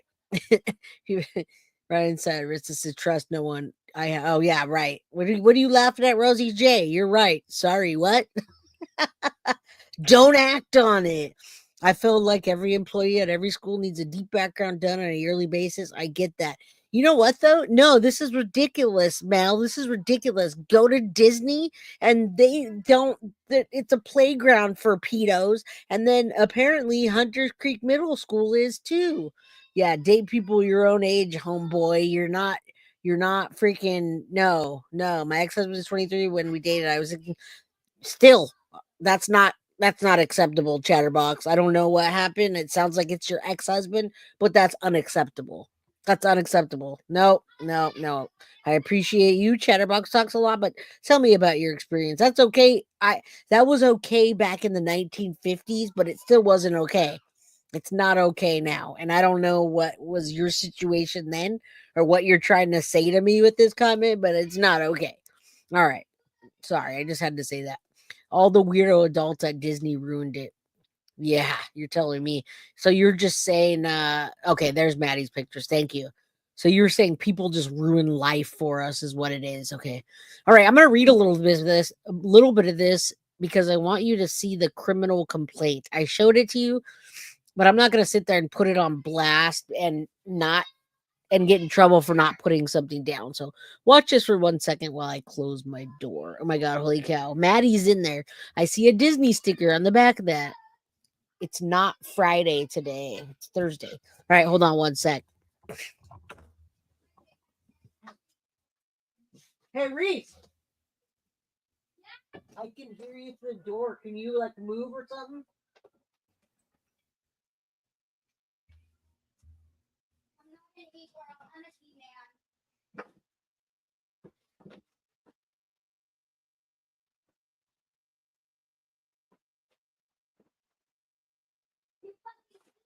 What, Reese? Sorry, guys. I know you can fully hear that.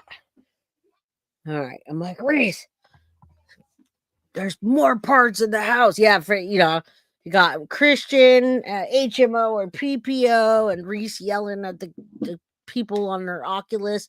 Oh, yeah, that's another one. Oculus. Watch out, okay? All right. Let's keep going.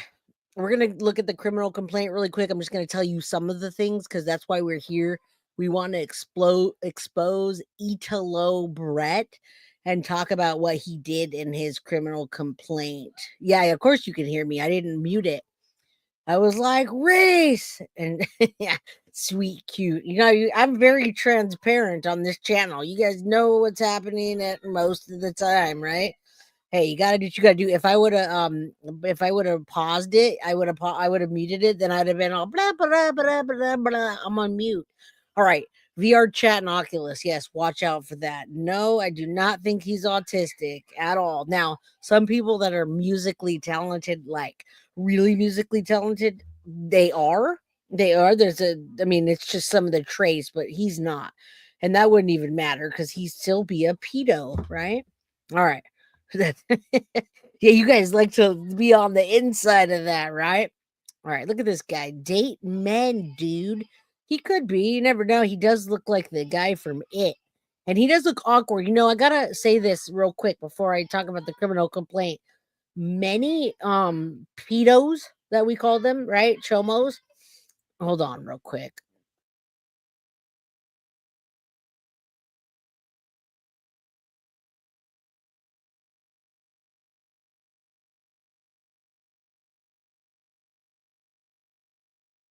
Yeah, beep, beep, beep. All right, he does look awkward. And all right, let me just tell you something real quick. I was watching something and they were talking about the psychological aspects of pedos. And a lot of times, what happens is exactly they're childlike. They get stuck in something mentally, right?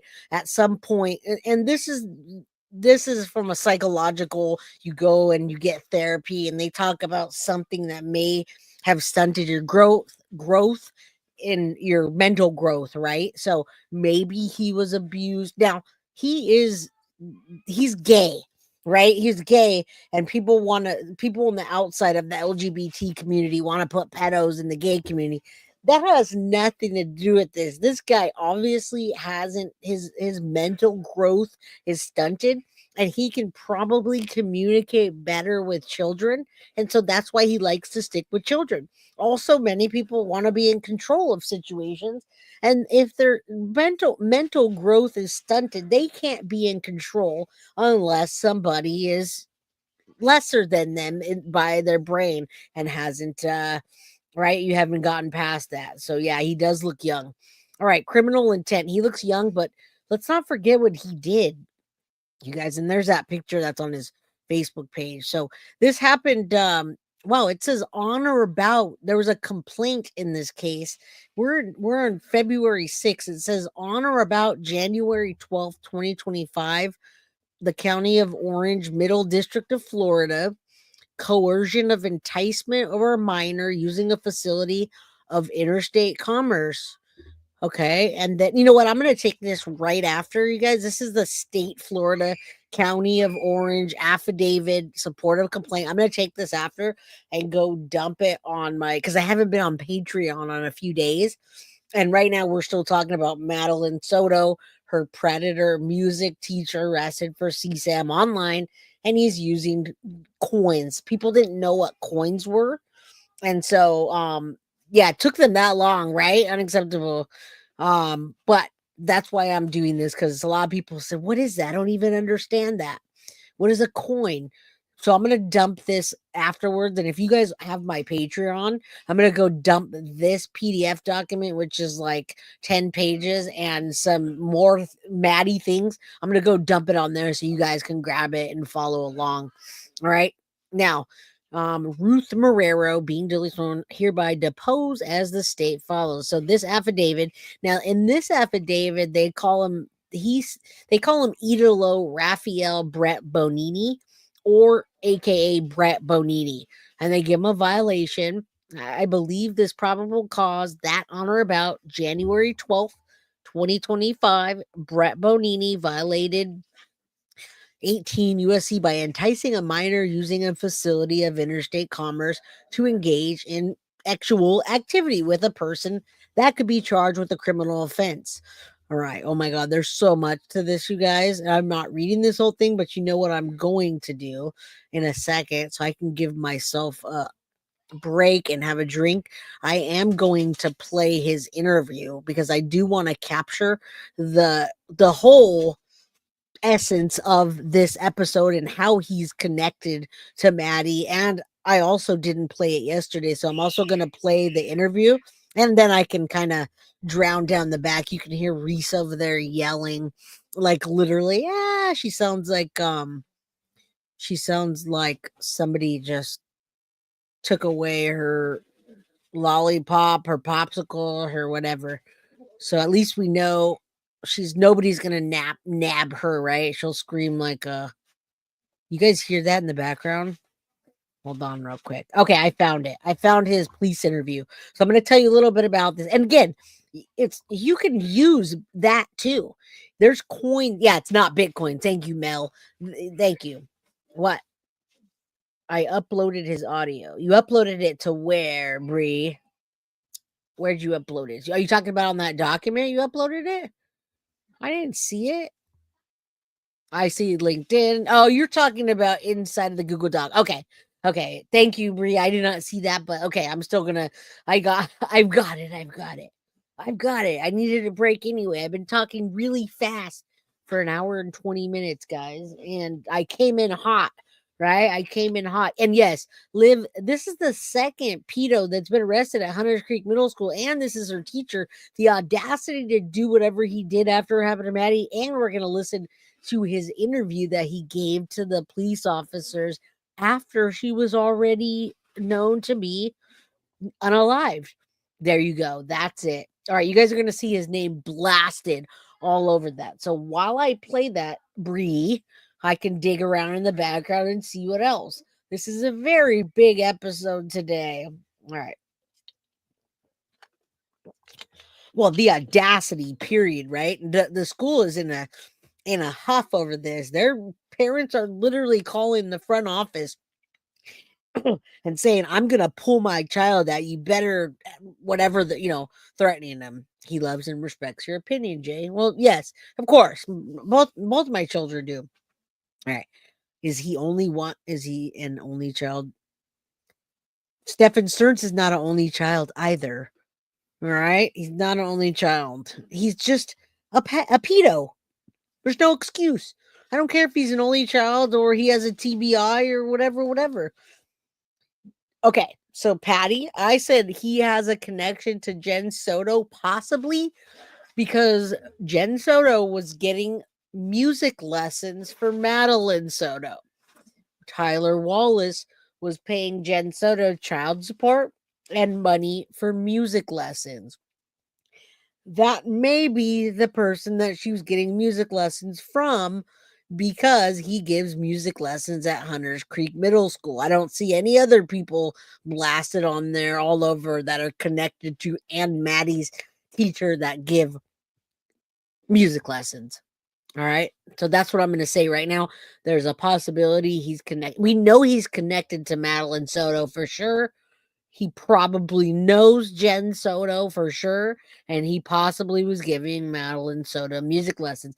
Again, this is just my theory because they're connected. They mentioned Maddie sang this for Stefan the night. Yes, Liv. And he said, you know what? Sister Act sings it much better. Why don't I put Sister Act on and we'll listen to that so you can see how good they do. Thank you so much for the $5 super chat. Listening will replay all I've missed. While bad pain, prayers to you, Graciela. See you soon. Much love always from Melbourne, Australia. # arrest Jen Soto. Thank you, guys. Jen worked at that school too. Ugh. Thank you for reminding me of that. She absolutely did. And she took an oath and she took a vow and she went against it anyway. So what does that really mean? Nothing. It means nothing. It means # arrest Jen Soto. Someone said Jen texted him when she went missing. Yes, someone is speculating that Jen may have texted him. Again, okay, you guys want to know the real deal? Let's listen to his police interview and see how he's connected to Jen Soto and Madeline Soto and Hunters Creek and all that. Okay. I passed up Maddie's picture. So many times on this one. I have it, though. I have it. So give me a second. Watch this for a second because I showed that yesterday and I have it right here if you want to see it where I can just stop it and show you. Uh,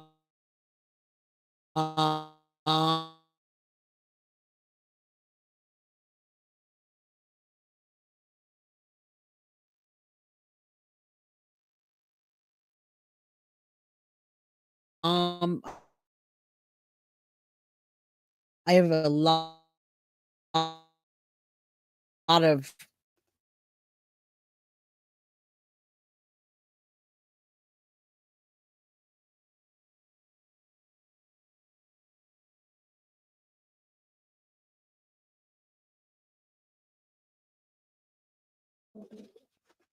all right. Sorry about that. I know I went out for a second. All right. Thank you guys for your support. I pulled that down because I'm going to show you that individual picture. And again, I'm in San Jose, California right now, folks, and I am having storms. There are storms in my area, and I can see the internet being weird. I did tell you I just upgraded my internet. There is Maddie right there. All right, you guys get a good look. I'm going to pull this down because I know I can see that the internet's being weird. Do you see Madeline Soto? No unfreeze her YouTube. All right. Yeah, it does that sometimes. With rain and weather like that. Okay. Do you guys see Madeline Soto? If you see Madeline Soto and I'm not frozen, put a 1 in chat. All right. If not, then don't put a 1 in chat and I'll just go do something else. Let me know if you see Madeline Soto so then we can move on to the next episode. I love you guys and thank you for the support, the prayers, the blessings, the all of that. All right. And guess what? I'm not going to tell you what yet. You guys take a guess. I'm going to play guess what with you while I put the next thing on. Guess what? And you put in chat what I'm thinking. Guess what? And you tell me what I'm thinking in chat while I pull this up. Drop your comments in chat. Guess what? All right.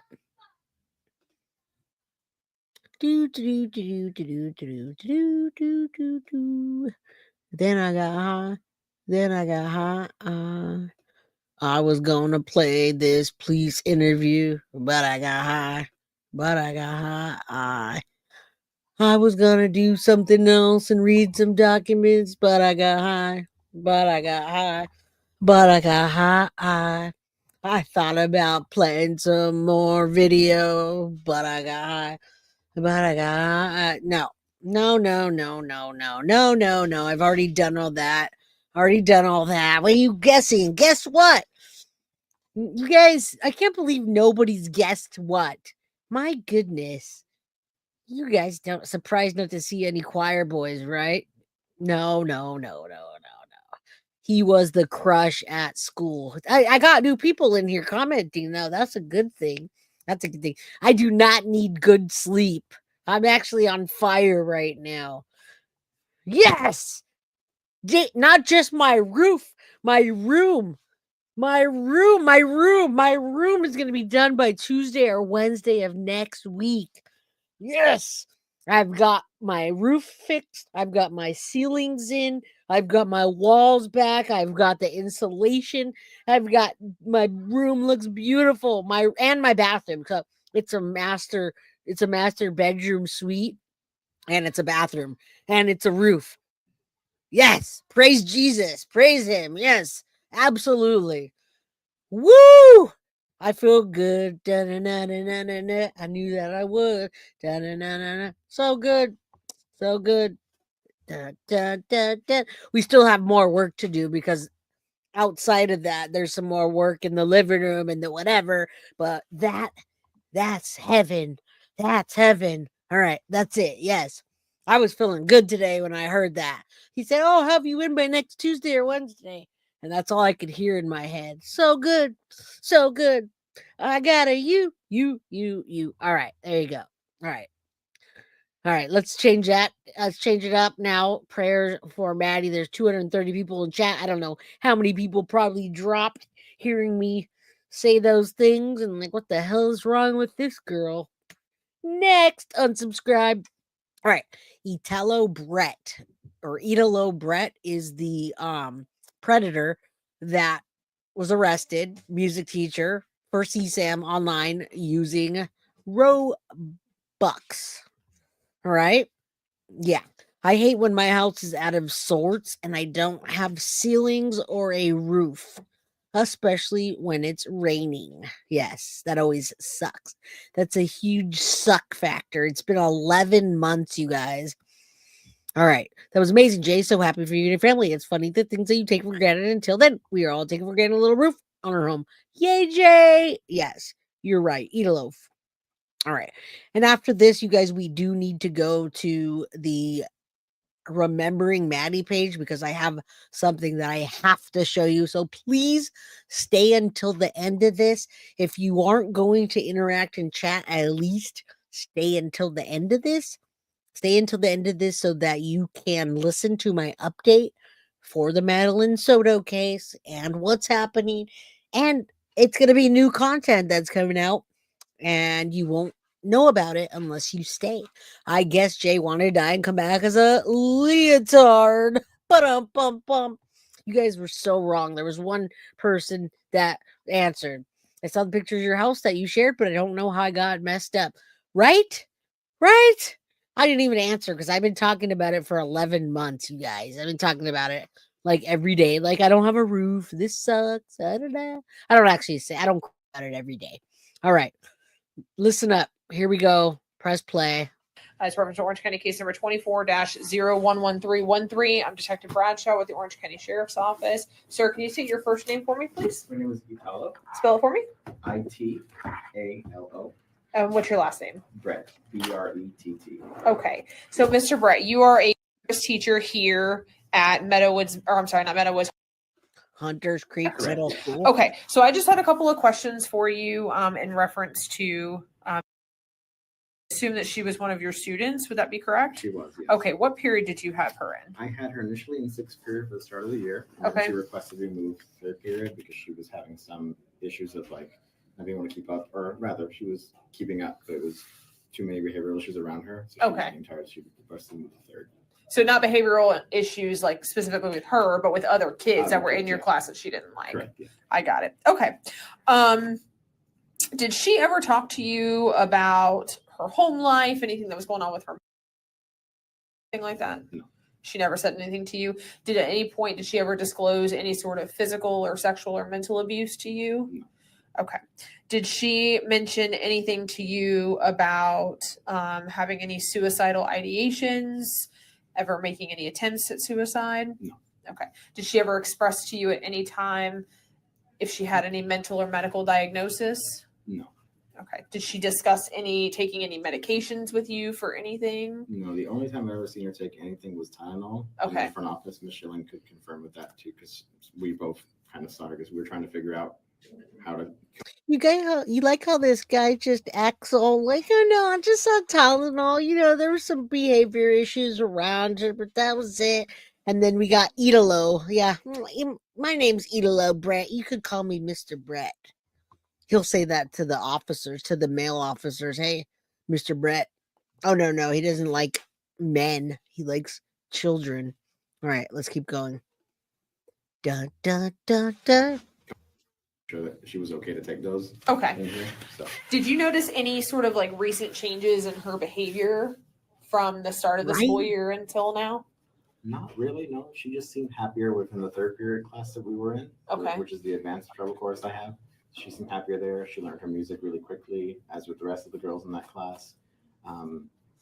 She usually is very participatory. She's usually up performing with us. She doesn't miss a concert. She doesn't miss anything. The only thing I guess I could note is like on Friday she was sitting, but that a lot of the girls sit at random times, and that's related to either they have cramps or whatever. So I didn't think that was odd, but you know she usually is up and participating and active. She didn't tell you that anything was wrong on Friday? No. Okay. Okay, she didn't mention to you that anything had been going on or that she was feeling sad or down or anything like that? Okay. And you haven't, in your opinion, you haven't seen her have any sort of signs that she's been depressed since the beginning of the school year at all, or any suicidal? Like, she's just seemed pretty normal, very, very happy, easy making her friends. She had. All right, real quick, don't forget after this, if you're a Patreon member, excuse me, I don't know if that was a hiccup or a burp. Okay. Damn Red Bull. Don't forget after this, I didn't realize people were looking for this criminal complaint and affidavit. So because I had been already talking so long, I didn't get into it. But if it's not so long, I'll stick around and show it to you a little closer, and I'll put it in Patreon without watermarks on it. So I guess it just came out on Plunder, and there's watermarks like all across it everywhere. So if you're a channel creator or anything like that, then let me know. There's no video. It's only audio, and it says Italo, whatever he said his name was. We don't care. Italo Brett. This is it, Krista. This is it, girlfriend. If I had video, I would have it. I think the only video I have was that slideshow that I just showed you. I would say she bloomed a lot more in third because she had her friends there. So she was more outspoken and more confident. She's very helpful in my class. She even organized my piano once because it was all papers on top of it. She put it all together. She wanted to do that. So you missed it. That's not noticed anything off about her. Okay. Now, I don't know how you do your grades or anything like that in your class. Has she declined at all in her participation, like in her grades, anything of that nature that you've noticed? She maintains pretty steady, and I just grade participation if you're standing and performing and the concerts. So I've not noticed anything of decline. She is there. That the only time, and even on Friday when she was sitting, I think she was still singing with us. She was just sitting down, which was the only thing, That was different. Yeah. Gotcha. Okay. How about her? You've never overheard her talking to her friends about Stephen Stearns anything like that at all? Right. When I send a message and talking points or whatever, she reads them. I got. No, I have that affidavit. On Monday evening. Wasn't home yet. Okay. She was like, "Hey, is school today?" So she, so she knows. She can reach out to me, and it's open to do so and anything. Yeah, I'm sure she can. She's always involved. So okay. So and this is what we don't want. The whole reason we're doing this episode, folks, especially for you local people that are near him, please do not. If you see this guy around or you see ads for music lessons, he also will travel. But you got to also watch your children on Roblox, Discord, VR chat, the Oculus in general, all of those things. And if you missed the beginning, please go back and watch it because I explained everything for you guys in detail about everything in the very beginning.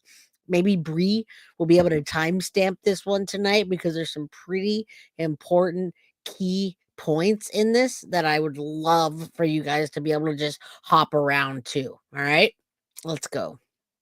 Since the beginning of the school year, more so happy now that she's in your third period, able to make friends. She's pretty consistent. So nothing out of the ordinary that you can think of off the top of your head that would be alarming or alarming. The most alarming thing I've seen was the message that Monday when she was missing. So okay, and what was that message? It was, I can read it to you. Okay. Talking points. So this was through the app Talking Points. Talking Points is what district and county uses to communicate between. Now we know what he uses to communicate, but it's perfectly fine. So Honey Badger Don't Care was in chat earlier. We showed this yesterday.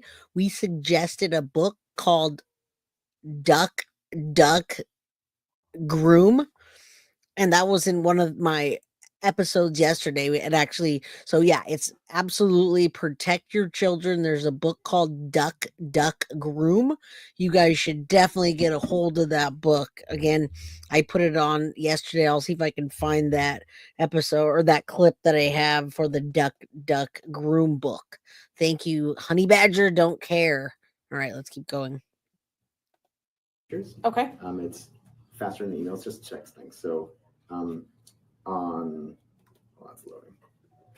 So on Monday, February 26th at 5:36 p.m., she said, "Hi, make it to school today. She hasn't made it home today." Then at 5:53, when I was able to reply back, I said, "Hi, Miss Soto. I don't know." Miss She Soto. was absent for periods 1 to 5 and period 7. Period 6, I guess, hadn't marked her. Are you guys listening to this? Because this are the questions that you asked me if Jen Soto texted this guy, and he's talking about that right now. So are you catching that right now? That's him talking to Jen Soto. They blurred part of it out, but it's her texting Italo about Madeline. Do you want me to go back a little bit, or did you hear that? Yes, he's the one that texted Jen Soto. Okay, I'll go back a little bit because I think you guys, like me, were off in whatever land. This is what he's talking about right now. It was like, "Hey, Okay, she was have like, any sort of signs that she's been depressed since the beginning? hold on. Has she? Nope. Fine, she is there. That the only time, and even on Friday Okay. when she was sitting, I think she was still singing with us. She was just sitting down, which was the only thing, That was different. Yeah. Gotcha. Okay. How about her? You've never overheard her talking to her friends about anything like that at all? Right, when I send a message and talking points or whatever. There it she is. uses them. I got her before me on Monday evening. Wasn't home yet. Okay. She was like, "Hey, is school today?" So she, so she knows, she can reach out to me and it's open to do so and anything because she's. Okay, so I'm going to highly speculate even more so now that since Jen Soto is directly texting her music teacher and it's open communication, there'd be no other reason for her to text the music teacher unless probably he was the one that was giving her direct lessons. Now, I'd love to find out. So if anybody in the community just happens to know, yeah, Mr. Brett, because everyone knows him as Mr. Brett. Italo is that's his name, but all the teachers call him Mr. Brett. The children's call him Mr. Brett. Yep, it's probably they're close. They're texting each other. Like I have those relationships with my boys and girls club and certain teachers and whatever, but it's not like every teacher. And Jen doesn't participate in all of that. He says anything because it's she was involved or always involved. So Jen was texting this guy Italo about Maddie and the whole missing thing. She didn't make it home. Yeah, she's highly involved. So it probably was. You've never texted one of your kids' teachers. Yeah, I do. I do that. I text my kid. I text every time on speed dial. Both of my kids have ADHD really bad, and so I've always had to communicate. Not even have to, but I want to make sure they know that I have my kids back and like, hey, if you need something, let me know. If something goes out, whatever. They both had the plans. Reese has that plan for ADHD. I don't know what it's called, the 501 whatever, and so did Christian. So yeah, but this is not Jen Soto doing that, and I think that no, it's not the school office. I've always texted right. I text mine, but I don't think that Jen is like that. And Maddie did take music lessons, so I think he was probably related with her in that way too, which I hadn't thought about until Bree said something. Is always involved. So Okay. So since the beginning of the school year, more so happy now that she's in your third period, able to make friends. She's pretty consistent. So nothing out of the ordinary that you can think of off the top of your head that would be alarming or alarming. The only most alarming thing I've seen was the message that Monday when she was missing. So okay, and what was that message? It was, I can read it to you. Okay. Talking points. So, oh, he's gonna read it. This was through the app Talking Points. Talking Points is what the district and the county uses to communicate between teachers. Okay. I wonder what he was thinking when he was pulling out his phone and showing the apps that he uses. Isn't that interesting? Only for me, bought on Amazon, written for children. I read it. Okay, good. Thank you. There's another one, Duck Duck Groom, and only for me. And Talking Points is an app, but what I'm saying is he was pulling out his phone and talking to the officer, knowing that right on his phone, he was also on Discord and Roblox, enticing little boys to do sex acts to each other and to let him watch, as well as him doing stuff to himself and letting them watch, etc. So I wonder what that looked like for him on his phone. He didn't find himself alarming. To hear that now, yeah, knowing what we know now, that's what I'm saying. Wonder what he was thinking, like showing his apps. Faster than emails, just texting. So on that's loading. So on Monday, right, February 26th at 5:36 p.m., she said, "Hi, make it to school today. She hasn't made it home today." Maddie has made it home today. At 5:53, when I was able to reply back, I said, "Hi, Miss Soto. I don't know." Checking Sky, where she was absent for periods 1 to 5 and period 7. Period 6, I guess, hadn't marked her, but that's not really so strange because sometimes teachers just forget. Wow. Like Right. that happens. So, but yeah, Wow. I told her, that's very alarming. Just, please keep me informed. Then I reported it to my teacher mentor. Mhm. So, and then she reported it to Kelly Armstrong and everyone else in the school. And I guess and she'd been waiting for the police for a while. So Okay. I kind of talked a little bit then. I asked at 6:20 she was home yet, hasn't made it home yet, waiting for the police, and then cop trying to speed things up, but that was it. So then I haven't reached out back because I trying to give her space. So Okay. Is there anything else you can think of that I haven't asked you that you can recall right now, or anything else you want to tell me? Nothing comes to mind. I think Nothing comes to mind about Discord or Roblox or any of the other apps that I'm enticing these little boys on for Robux or whatever he uses, any kind of currency. Nothing at all. Nothing comes to his mind. You guys remember this Italo Brett, Mr. Brett is a predator. All right. So yeah, she never made it. Same words, never made it. Right. And yet he didn't deter from placing the 2 young children in a disgusting situation that have to deal with that for life. And I have one more clip if you guys want to see that, just for people that came in late.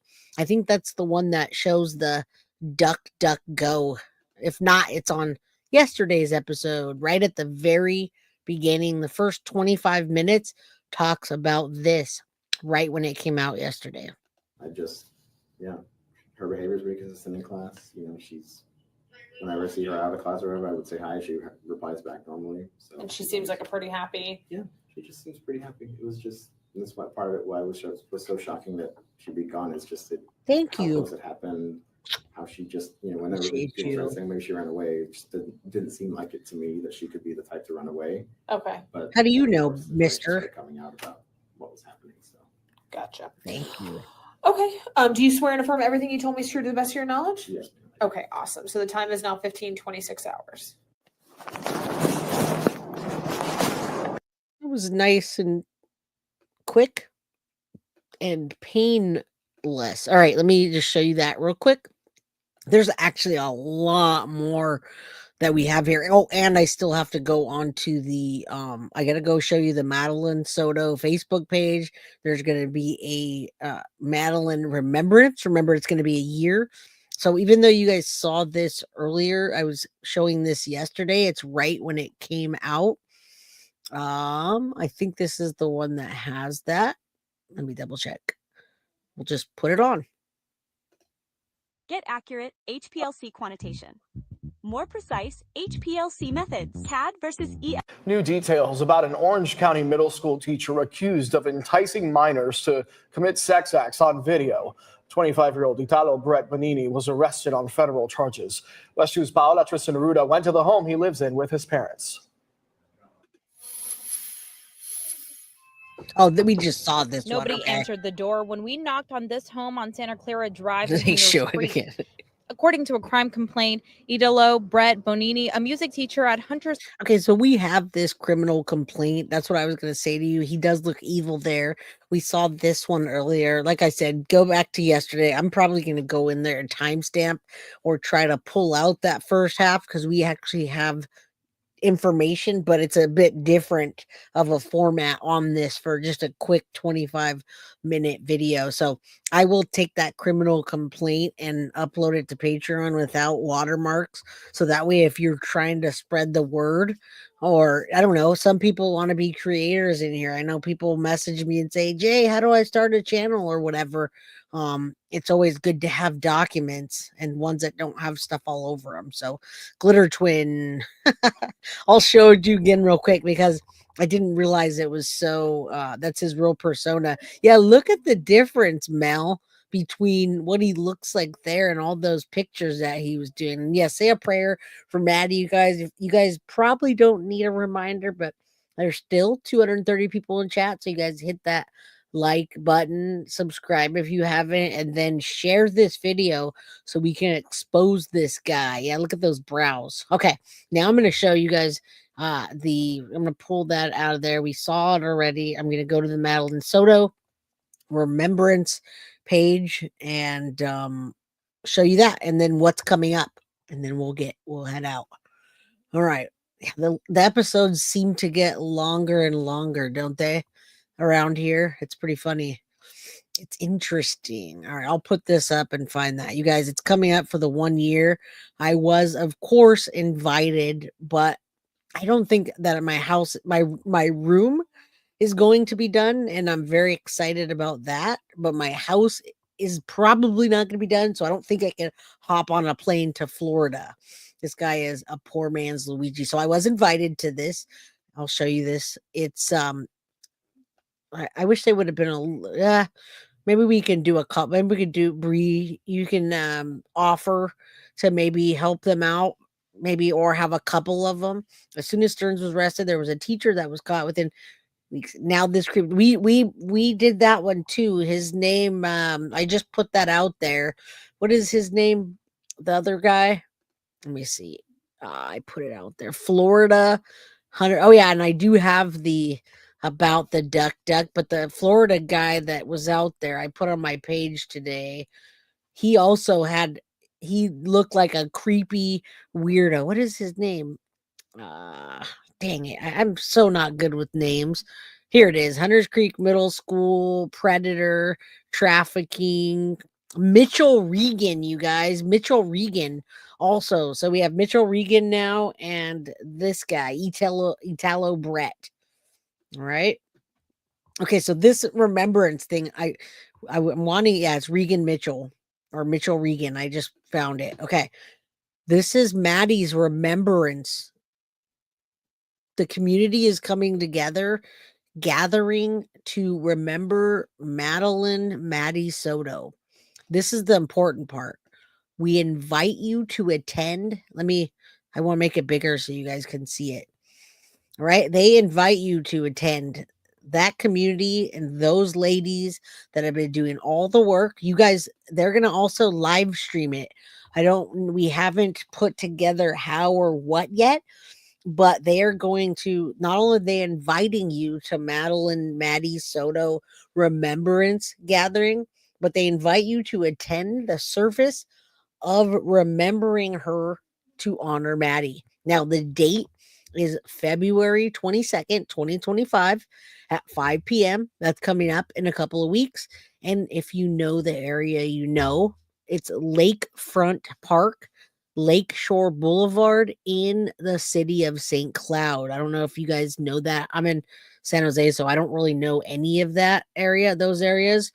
Okay, so is anybody in that area or anybody in chat right now that plans on going to that? I know all of the ladies that I talk to all the time will definitely be going.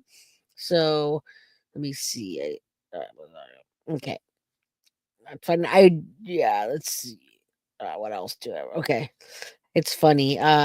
People know I'm streaming and they still take. Okay, not my son. You're welcome to wear, and you guys should wear green or lavender attire as a symbol of the support. Okay, so I'm showing you this. There's 222 in chat. Just what you said, Miss Odin. Say a prayer for Maddie. It's perfect timing. You guys, please go and support. We really would like to have a nice show out. Now, they are talking about doing that. They're talking about doing a live stream. I am going to mark that date because if they give me the opportunity for me to live stream the whole thing, I absolutely will. I think someone's going on there personally. Okay, so now, of course, they told me about this. I'm going to show you on the page. Not only that, but there's a new episode coming out about Madeline Soto that Jenny Esquivel, the advocate for the Soto family, not the Soto family, just for the case for Florida. I don't know exactly how to say that, but she's the advocate over there.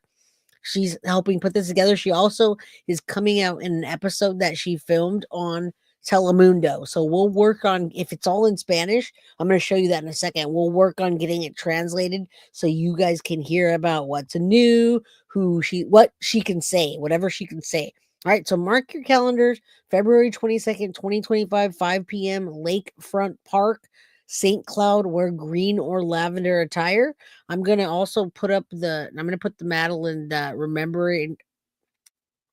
Justice for Madeline Soto page up. They wanted me to show you that, send you all there, as well as so you can look for updates and such, because that's like the number one source.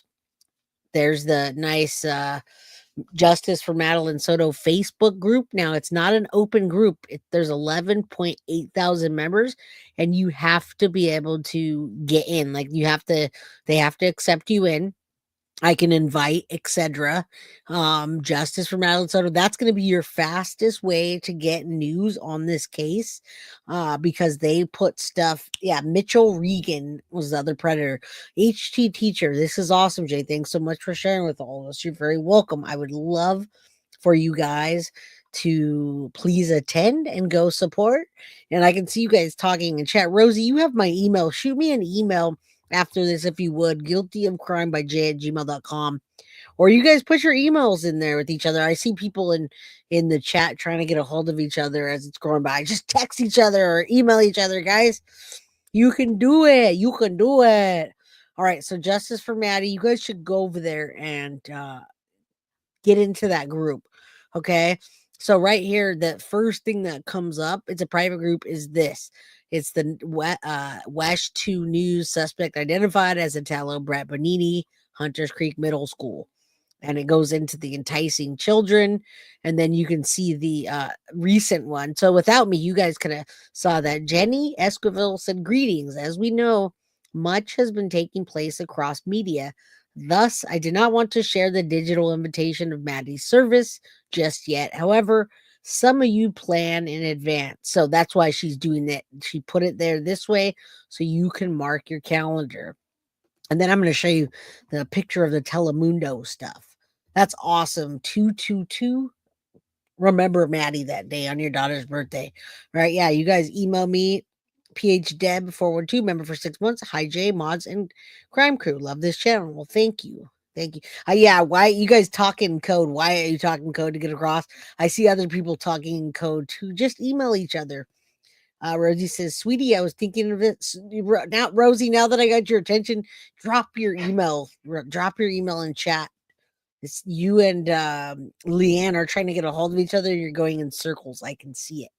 All right, let me show you real quick if she has it, the little behind the scenes photos that she did. So big updates with the Stearns case.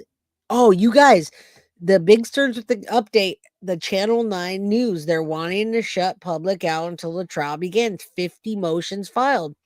So that must be the media that you guys talked about, the new video that came out. And that's the breaking news 3 hours ago. Stephen Stearns files motion to strike the death penalty. I wish someone would have put a link. That would have been nice. Does anybody have a link to that so that I can anyone has a link to that, I can play the Channel 9 news Stephen Stearns thing. Let me see. I wonder if they even have it in Channel 9 Soto.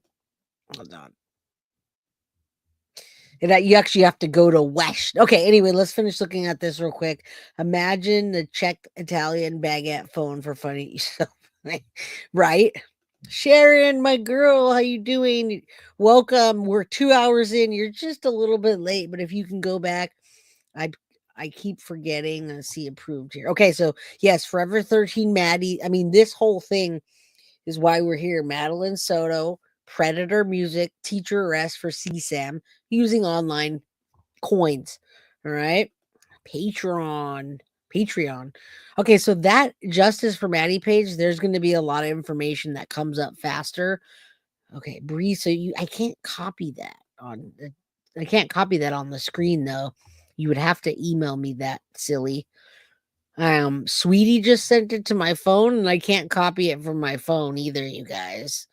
So if you email it to me real quick, Bree, I can throw it up and we can watch that new thing that came out together. All right, so here's some little behind the scenes pictures of our girl Jenny at Telemundo. They're going to have episodes coming out. They're having episodes come out. You can see her, and they're talking about new information. And hello, my Leo twin, Sharon Belko.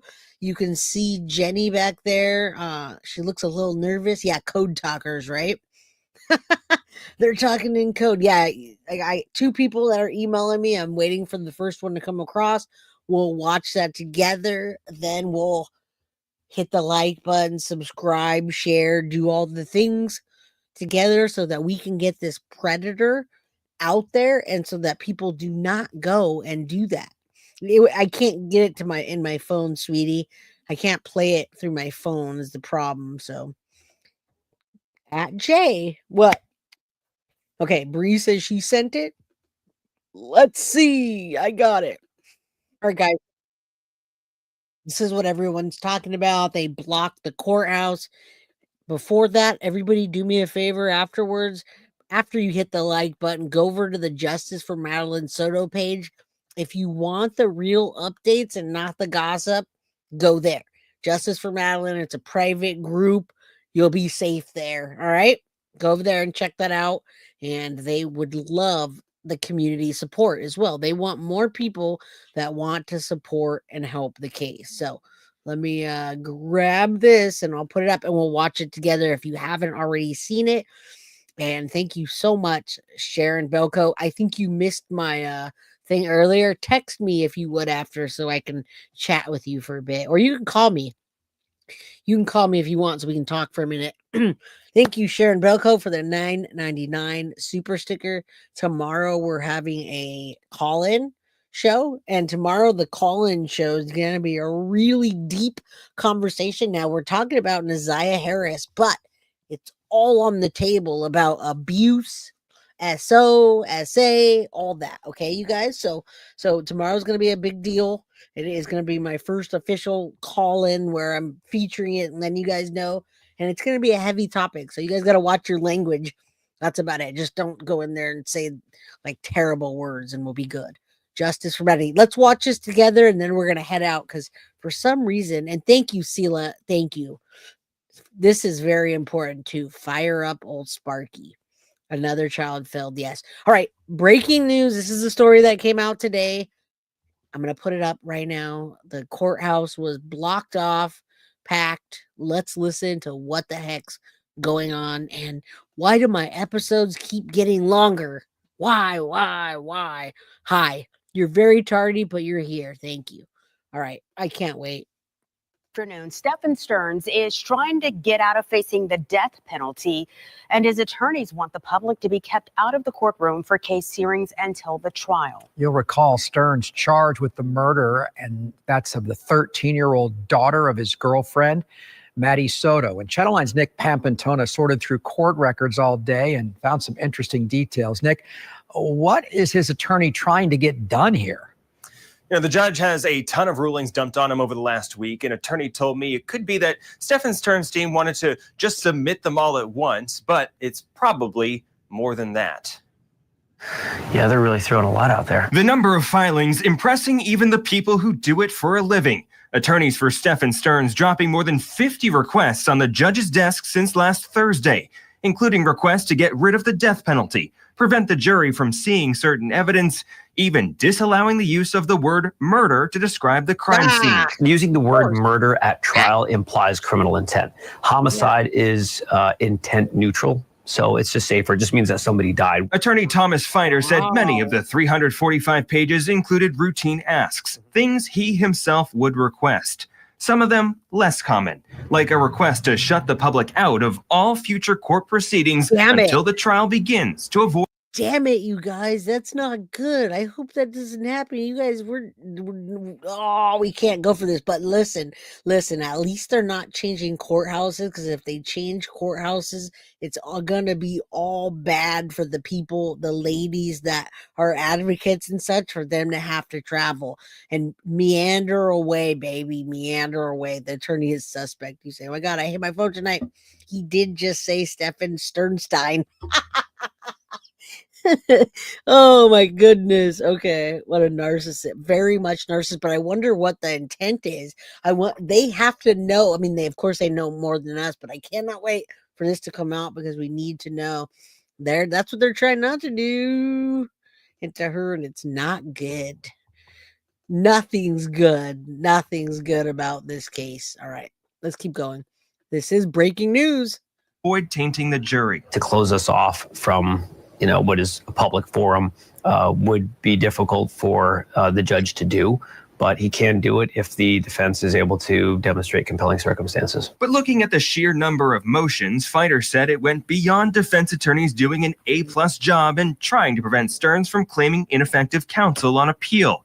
He thought it could be a deliberate strategy, just as leadership at the prosecutor's office was turning over. It could be that she knows that this office is understaffed at the moment. They've had a lot of turnover, so they're using this as a tactic to try to overwhelm the office into giving them a better plea deal.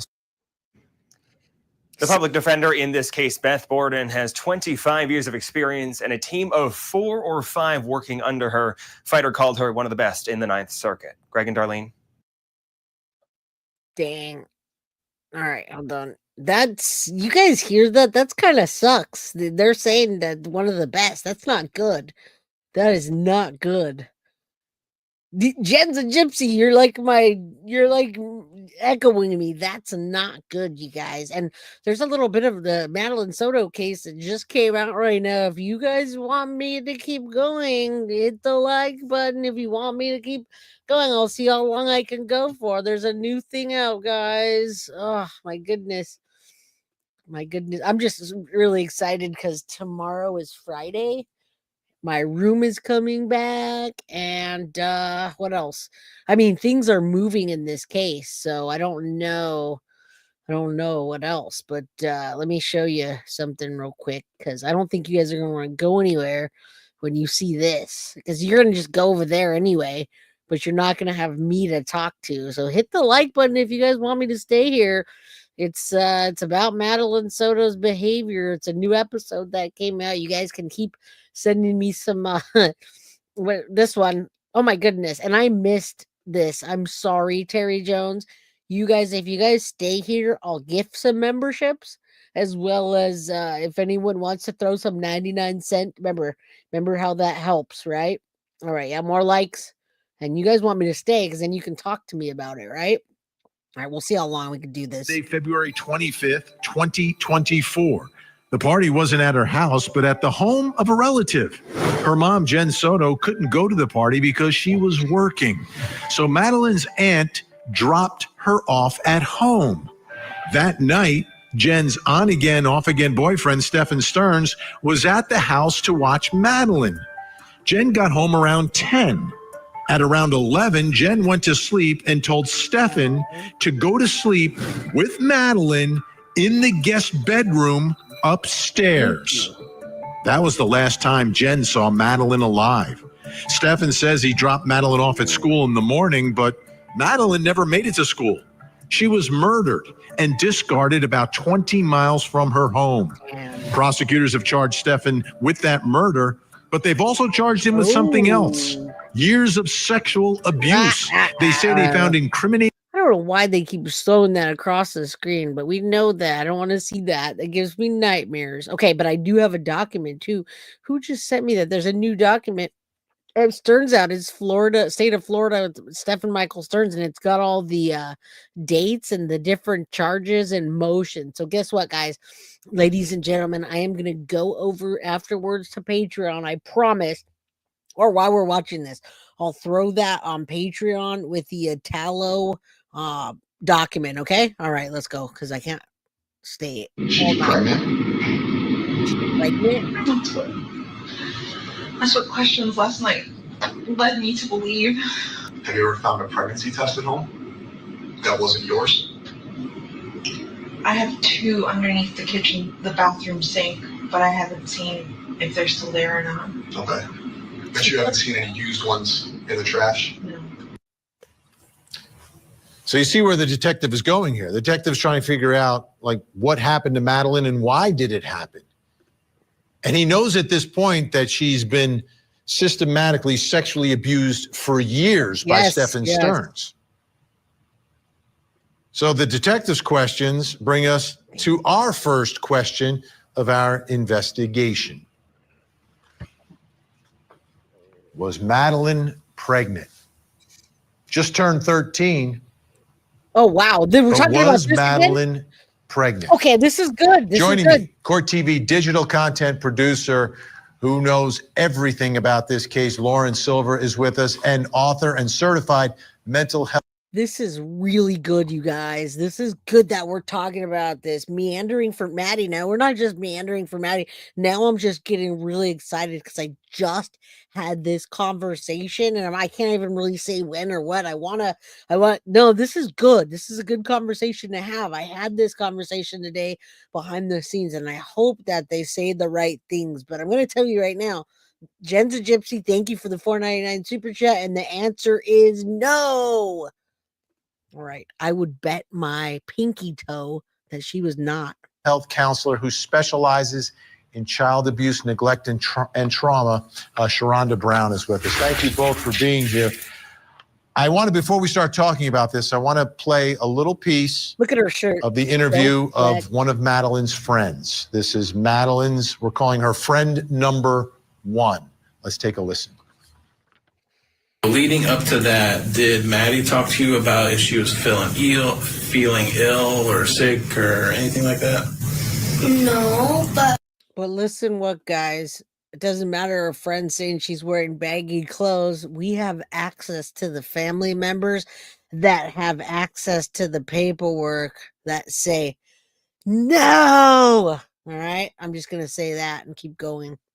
I did notice that she was wearing more baggy clothes than usual. Like, usually, I don't know if this is weird or anything. I didn't notice that. I'm a hairstyle person. But usually she'd wear hoodies that were baggy, not really that baggy. And then I noticed she started wearing more baggy clothes and more longer hoodies. Gotcha. Any idea why? I didn't think any of it. I was like, well, she loves hoodies, so she probably just wearing oversized hoodies. Lauren, from the beginning of this case and this investigation, a lot of people have been asking this question. Have been meandering around it. We haven't heard anything, though, right, from any sort of discovery that's been revealed, any medical reports or anything else that would indicate that Madeline was necessarily pregnant. No, the only medical information we have about Madeline's death comes from references to the coroner's report within other documents that we've gotten. The coroner's report itself is sealed. In Florida, that is unusual, but it's because this is considered a domestic violence case. So because she is a minor and this is a domestic violence case, that autopsy report is sealed. I would imagine it is in there that we would find out whether or not she was pregnant. It wouldn't have been far enough along, really, for her to be visible from everything I've been reading through these documents. But if she was, it would be within that document that's still impounded. Wow. Sharonda Brown, let's talk about this 13-year-old girl, Madeline Soto, and her friends notice, okay, she's starting to wear baggy clothes. What does that tell you? If anything, about what was going on in Madeline's life as a new teenager, right? She's just turning 13 at the time. When teenagers are coming into their bodies, they're going through so many changes in and of themselves. So sometimes there's some shame around different body parts. growing and developing. Sometimes their breast gets bigger, their hips get spread. And then other times, if there is some type of sexual abuse or trauma, they will present to be less attractive. They will try their best to wear baggy clothes so that they won't be as revealing, especially if their perpetrator notices them curving out or growing into their breasts. They may want to do things to look less attractive. So you may see them wear more baggy clothes or to be, less revealing because they don't want to provoke or turn on anybody, for less of better terms. And Lauren, as we take a look at the way investigators are going about questioning people, including Madeline's friends and Jen Soto, it seems clear that they are very curious about this potential fact, about whether or not Madeline may or may not have been pregnant at the time she disappeared, and as we know now, the time that she was murdered. And the friends are a really critical part of this because a 13-year-old girl is a lot more likely to talk to their friends about some things than perhaps their parents or a teacher or an adult, especially if that adult is abusing you, molesting them, or letting you abuse. They did approach the friends. They had lengthy conversations with the friends, and one did say that they had discussed their menstrual cycles.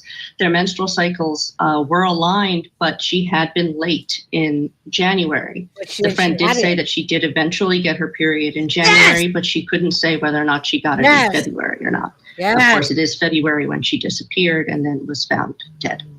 Let's take a listen, because that's a different friend who's talking about that. We're referring to this one as Madeline's friend number 3. Let's listen. You and Maddie kind of were maybe on the same cycle. Yeah. Does that make sense? Okay. And in the interview with Detective Payne, you said that Maddie may have gotten her period later on. Yeah. Was that in February or January? January. January. Okay. Did you two discuss at all about February's? Not really. Okay.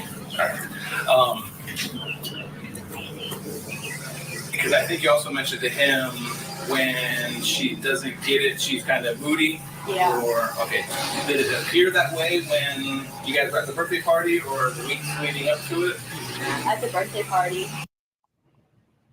Okay, how about this, Sharonda? Her friends talking about her, she gets kind of moody when she misses it. What are your thoughts about what you can read into any of this? I think it's really hard to say if that is directly tied to maybe a fear of being pregnant or not. I think when you're hormonal, when you're going through those changes, you're going to have mood swings anyway. And then when you are being sexually abused, you're going to be irritable. You're going to have mood swings. And I think that those things maybe coincide more so than the belief that, if I don't get my cycle, that means I'm pregnant.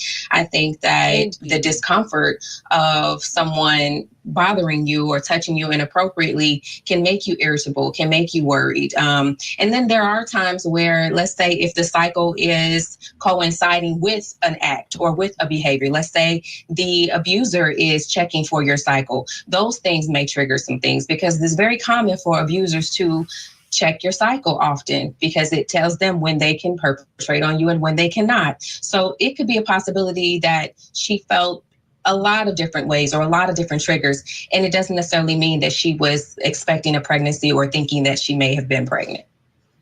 And as we heard, her friend was talking about her mood at her birthday party, which is really the last day of Madeline's life, tragically. So coming up next, how was Madeline behaving at her birthday party?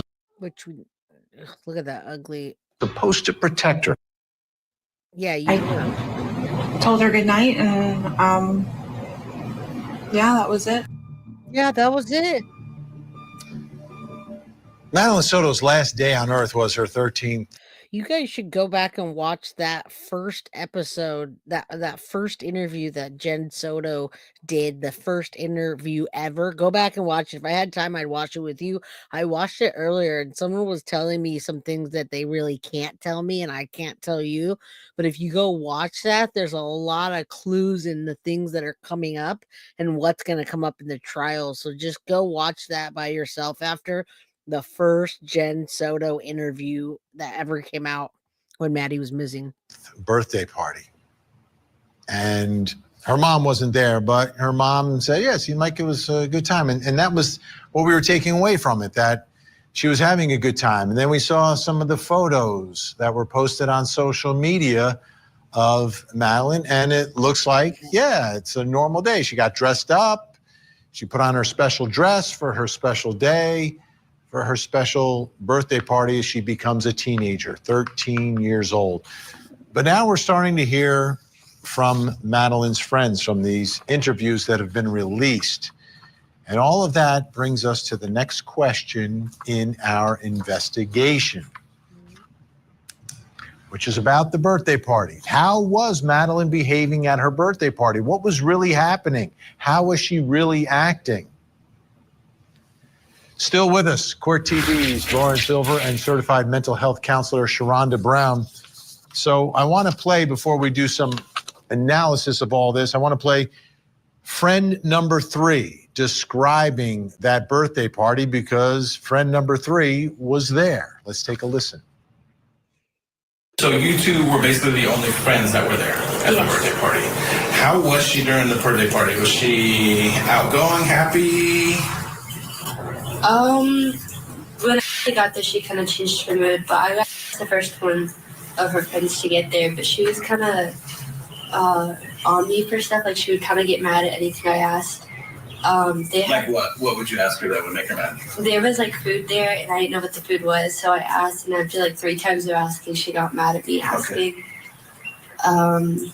We were playing red light, green light, and she got mad because I wasn't standing in the correct spot, and it would just be about really little things. Did she say anything else was bothering her during her birthday party? Oh yeah, she had told her friends, like, literally, like, she told all of us a good day before her party. So she was mad that no one could make it because everyone was like out of town or like they couldn't make it. And she was upset at that. Yeah. Who all from Maddie's family was there? Was there a lot? Or? Yeah, there was a lot. I can't. Okay. Did Maddie say what time she was leaving the party to you guys, or what time she's going to go home? I had asked her when the party was going to end before cake, because she was asking. And she said, I don't know, this party could last till like midnight or like 1 a.m. The last person was not at the party. Okay. Did Maddie mention to you that he was going to be at the house when she got home or anything like that? No. Did she mention to you about mom? Yes. Was mom working, or why wasn't mom at the party? No, she didn't mention the mom at all. Okay. Did she seem like she was upset at the mom? At her mom? No, but I kind of figured that's why she was mad at the party. Because her mom wasn't there. Yeah. But when I first got to the party, she got mad because I didn't have a gift. Okay. Which I had already given my gift to her at school, but she had said, like, where's like the rest? Yeah. And I gave her like this really big bag of like full of stuff. And I was like, what do you mean, where's the rest? And she was like, you said that there were gonna be like a whole bunch of stuff as like a joke. And then so where's the rest of the stuff? And I was like, this is it.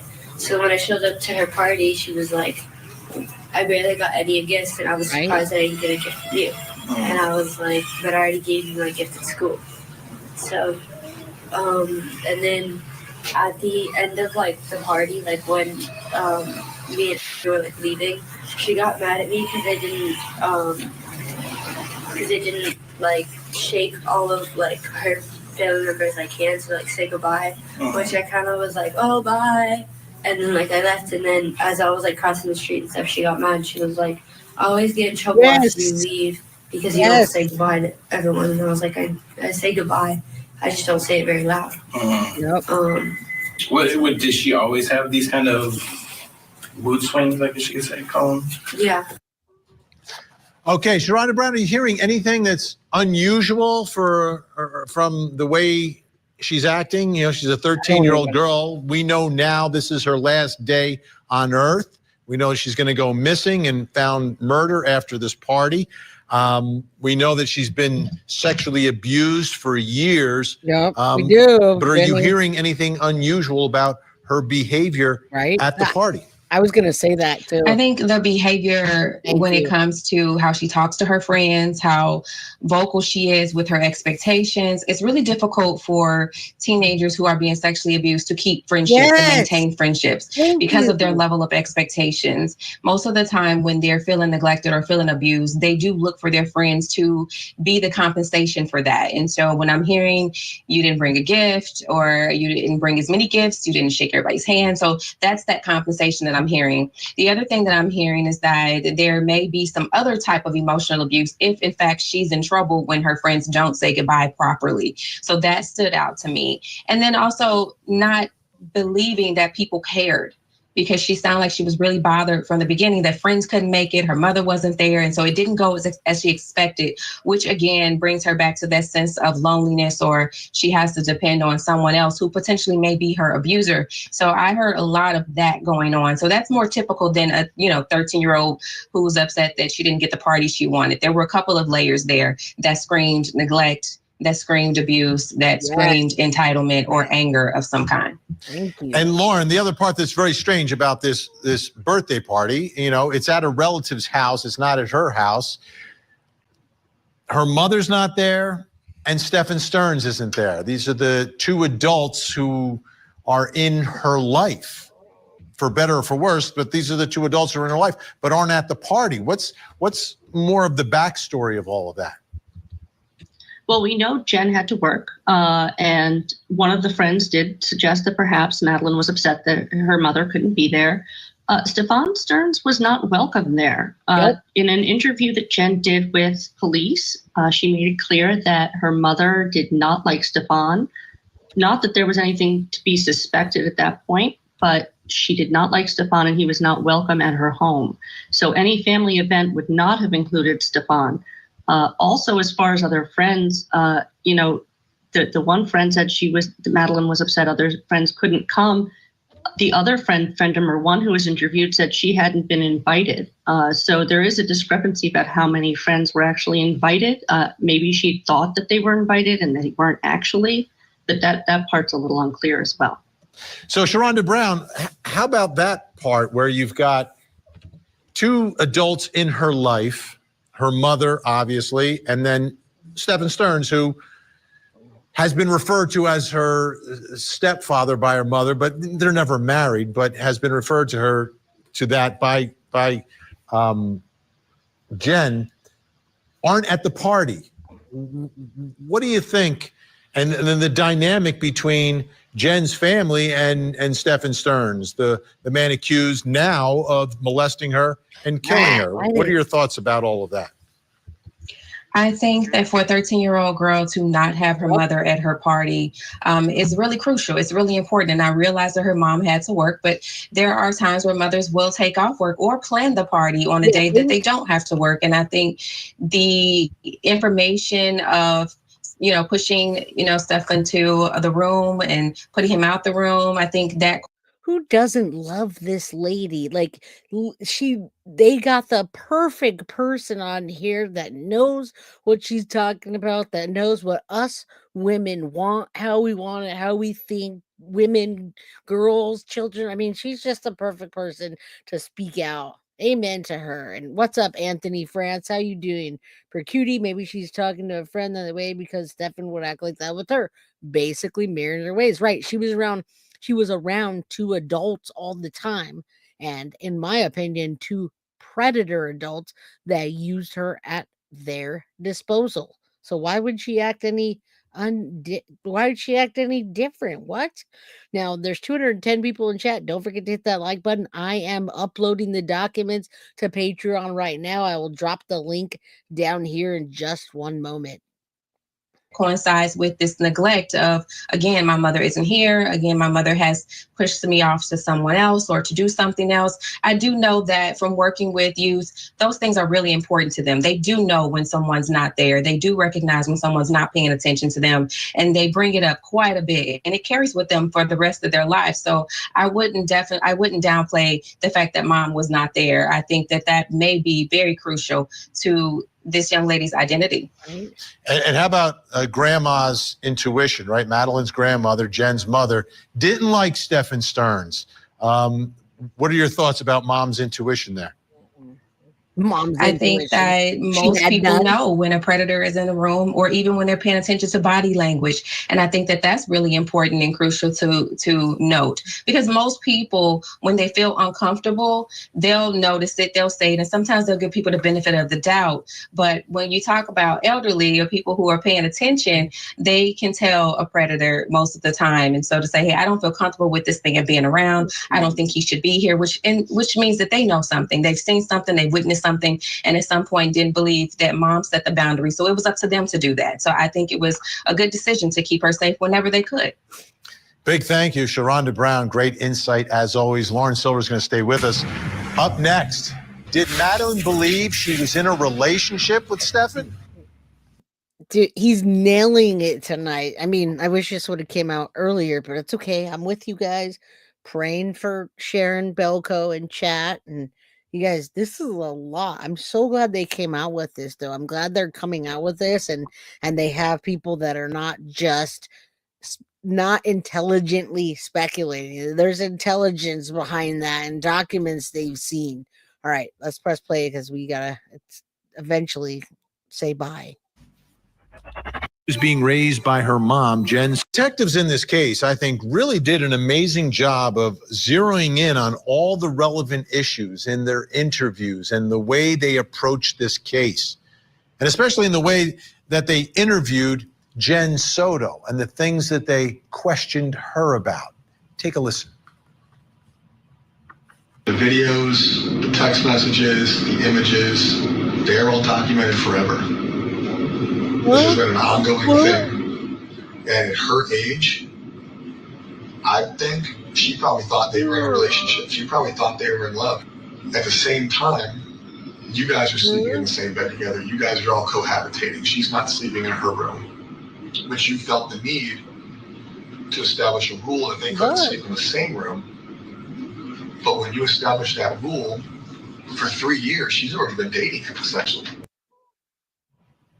Interesting insight from the detective, believing that Madeline may have believed she was in a relationship with Stefan, which brings us to the next question in our investigation. It's exactly what the detective's talking about. Did Madeline believe she was in a relationship with Stefan? And she's 13 at the time. This has been ongoing year after year after year after year.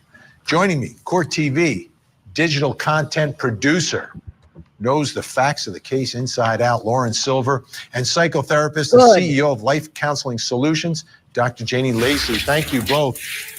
All right, we're gonna talk about the relationship thing, and we'll watch that, and then we'll be out. That's not too much long, but this is important to me because this is what I've been saying the whole time. It's the same thing as the Naziah Harris Bae for life in the phone, like my babe for life, thinking that's your crush. Maybe they were talking about a weird boy she had a crush on that could have been Stefan from before. And you know how fast teenagers are over that, right? Yeah, it is. I get to go rest after. It's been a long day. I want to play a little bit of one of Madeline's friends. And again, this is, young girls speaking to each other about what's going on in their lives and now being interviewed by detectives. Let's take a listen. This is Madeline, friend number one. Did she ever talk about having any boyfriends or anything like that? She had a crush. Oh, no. Boyfriends. Oh, no. She did date a dude, but it wasn't last. He's weird. I don't know who talks about him. He doesn't. When was this? Last year. Oh, okay. I don't know. He's weird and nobody talks about him and no one knows who it is. Does that sound like Stefan Stearns on the other side of the phone? He's dated since then. And I'm not huge when I see my friends with a relationship. But I know she had a crush on the dude. I remember my friends did tell me, she did talk about her friend, her stepdad. But it was only, good things. It was never, I don't want to go home or anything. Or, anything like that. It was always compliments for her stepdad. And as someone with a stepdad, I never thought anything of it. Oh, boy. Okay, Lauren, what have we been able to gather from these interviews and the other evidence about Madeline's state of mind and her thoughts about her stepdad? He's not really a stepdad, but, you know, as they refer to us as the stepdad. What have we been able to figure out here? He is referred to in many of the court documents as stepfather, mother's boyfriend. So unclear how she saw that relationship. It was on again, off again, and she had told her friends that he had moved out shortly before her death. But as far as how she felt about him, not completely clear, but all positive from what I can tell. Her friends said that she spoke well of him, all positive things, all good things. They never had any reason to think anything other than a positive family home.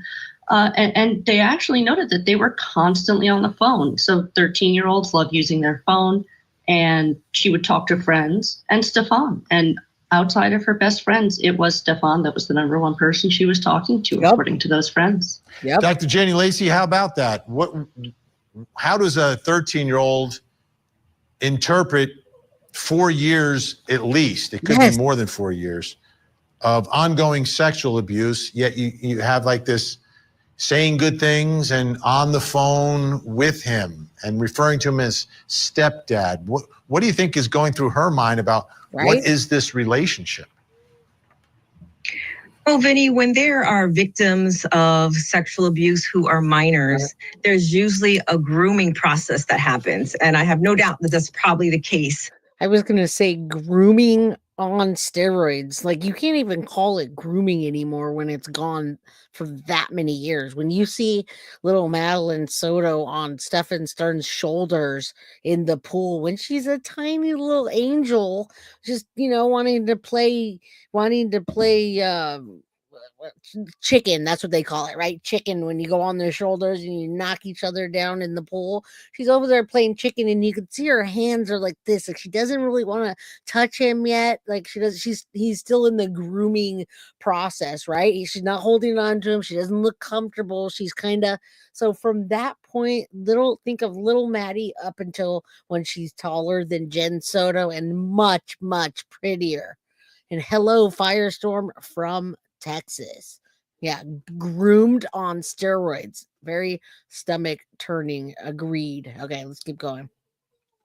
With Madeline Soto. So when we think about this, we're looking at like the abusers. They have the systematic way to desensitize the victims through gradual boundary violations, right? So, and they can often frame the abuse as special relationship or love and start using some of these types of words to Madeline. And he can potentially have given her gifts and gave her special attention, which can create confusion about the nature of their interaction. So when we're thinking about the abuser, Stefan, there's manipulation tactics that he's probably used. In these cases, right, sometimes they can say you're mature for your age, and they can use words like us against the world. And he can also probably have used guilt or to maintain secrecy. So he can have normalized his inappropriate behaviors that were absolutely is normalized. And I love hearing this, however, and I would actually like to cover this again and talk about it more. I still want to do a bunch of call-ins.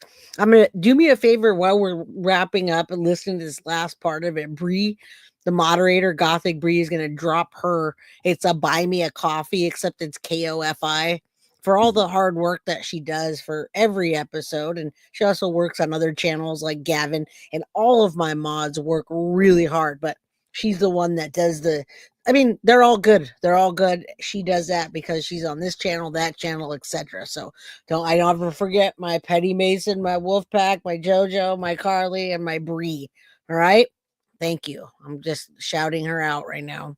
All of them. Gradual over time. And we think about her developmental stage. Minors, they don't have the full emotional and cognitive maturity to understand healthy relationships or to even recognize manipulation, right? Because their brain is still developing. So we're looking at all of these dynamics. But there's also something that was probably key when we're thinking about her looking at him or reported that good comments and these types of things, and potentially looking at him as a relationship, is there's a power dynamic, right? So when we look at trauma bonding in particular, the abuser can create this environment where they can isolate where he isolated her and he became the primary source of her emotional connection, especially if mom was away. So we'll see the alternation between abuse and affection, which creates this very strong psychological bond. So could she, in her mind, also been able to protect herself, to cope with the trauma and think that there was a relationship? Absolutely. We see this all the time in these dynamics. All the time. Let's take a listen to another friend. This is Madeline's friend, referring to her as number 3, talking about Madeline and Stephen Stearns. Have you ever met this guy, her mom's boyfriend? I went over to her house like once or twice and he was there. I met him personally once. Okay. Did she ever talk about him? I knew she was on call with me a lot, and I knew that she had told me. I knew she was on the phone with him a lot, is what she said. On the phone with them a lot, and a lot on like a video chat. Any video chat. Pick your favorite video chat. That's what they were on. He'd moved out of like the house, Mm-hmm. and one day I asked to hang out with her, and we'd made plans like a week or two before, and then the day of, I wake up to a text message and it was like, "Hey, I can't. My stepfather's coming, and we're gonna hang out together for the day." Okay. Did she seem like she had a good relationship with him? Yeah, they seem pretty tight. They seem really close. Okay. Did she ever mention anything that may have been weird to you about him or mom? Other than that, they were like really close and that they were like always on call. No, we won't see these because they're children. How about that, Dr. Jenny Lacey? The observations of another child saying, well, they were really, really tight, like really close. Like it seemed like the child thought it was a lot, like a lot more than most children with a parent.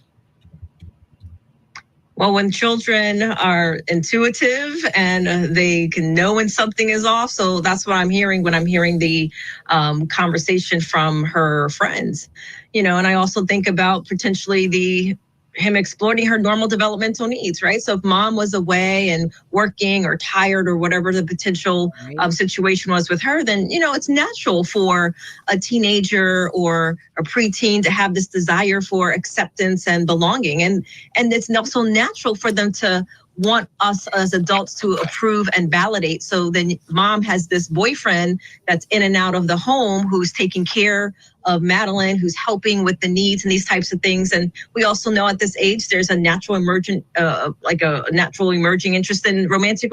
Exactly. And one more thing I have to say, HC teacher, your comment's perfect for this. Too weird, red flag that he was on the phone all the time. As a mother, I would have asked why. As a mother, she already knew why. She was getting a benefit out of it, just like he was benefiting out of it. Otherwise, she would never have said, "What's your biggest fear, Jen Soto?" My biggest fear is, and they do this in tactics. Detectives and officers use this as a common tactic. When they're asking people questions, they say, well, what's your biggest fear? They're trying to get information out of them. Most people will tell you what their biggest fear is, and it's something about the crime they committed or somebody committed. Her biggest fear was the Woody Allen situation and that Maddie would fall in love with Stephen and run off like Woody Allen did. Okay, so that's a tactic they use, and they nailed it because she told them what her biggest fear was. Absolutely disgusting. I'm disgusted by Jen Soto. Relationship. So there's this desire to feel mature and special. So that can absolutely have been exploited during that grooming process. So her friends and their conversation and picking up on these types of dynamics in their intuitive nature, knowing something is off and expressing it age appropriately would probably be spot on.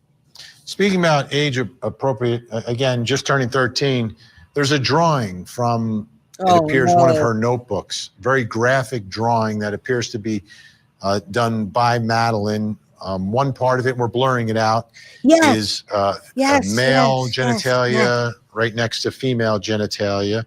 And then another one is a man standing and a woman on her knees in front of the man, and no one is wearing clothes in any of this. Does that tell you anything, Dr. Jenny Lacey? Yes. Yeah, it makes me feel very sad as I look at that, because what that would tell me is that there was an image in her head because of potentially what was happening to her, and her documenting that, right? So there's a mirroring that occurs for things that have happened to children, and then what they will process in their mind, and then using it through art therapy, or using it to other types of ways to get it out of their mind. So it makes me feel very sad when we see those images, because more than likely those are the things that were occurring to this precious little girl. Dr. Janie Lacey is going to stay with us. Big thank you to Lauren Silver working overtime for us tonight. We thank you so. And I won't say I worked overtime for tonight, and I'm okay. I work overtime every day. You guys know I work a full-time job, plus the 2 kids and a wife. So, put in the work. All right, you guys can go finish watching that. There's not that many minutes left, but the dogs are getting hungry, hangry, etc. You guys are okay with that, right? I always work overtime. Yeah, absolutely. All right, you guys can finish that up. And that way we're not taking away also from their channel and what they're doing.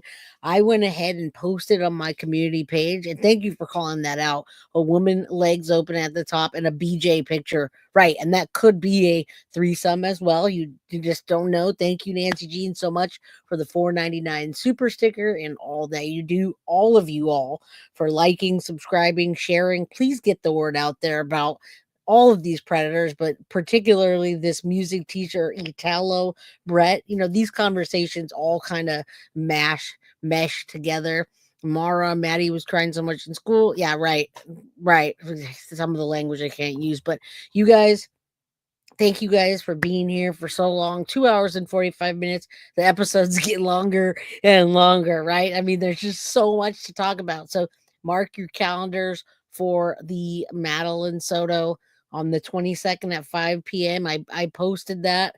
It's posted in there. It's posted in the Justice for Madeline, but I will post it on my community page. I also posted the documents for tonight on my community page. Yeah, it could be, you guys. Thanks all the mods. Thanks all the people. Love you guys. I will see you tomorrow, 4 p.m. Get ready for a call-in session. It's going to be deep, you guys. Going to be a deep one. Have a good night, y'all. Love you. Guilty of crime. I want to thank you for watching. If you enjoyed my content, please share this video, like, and subscribe.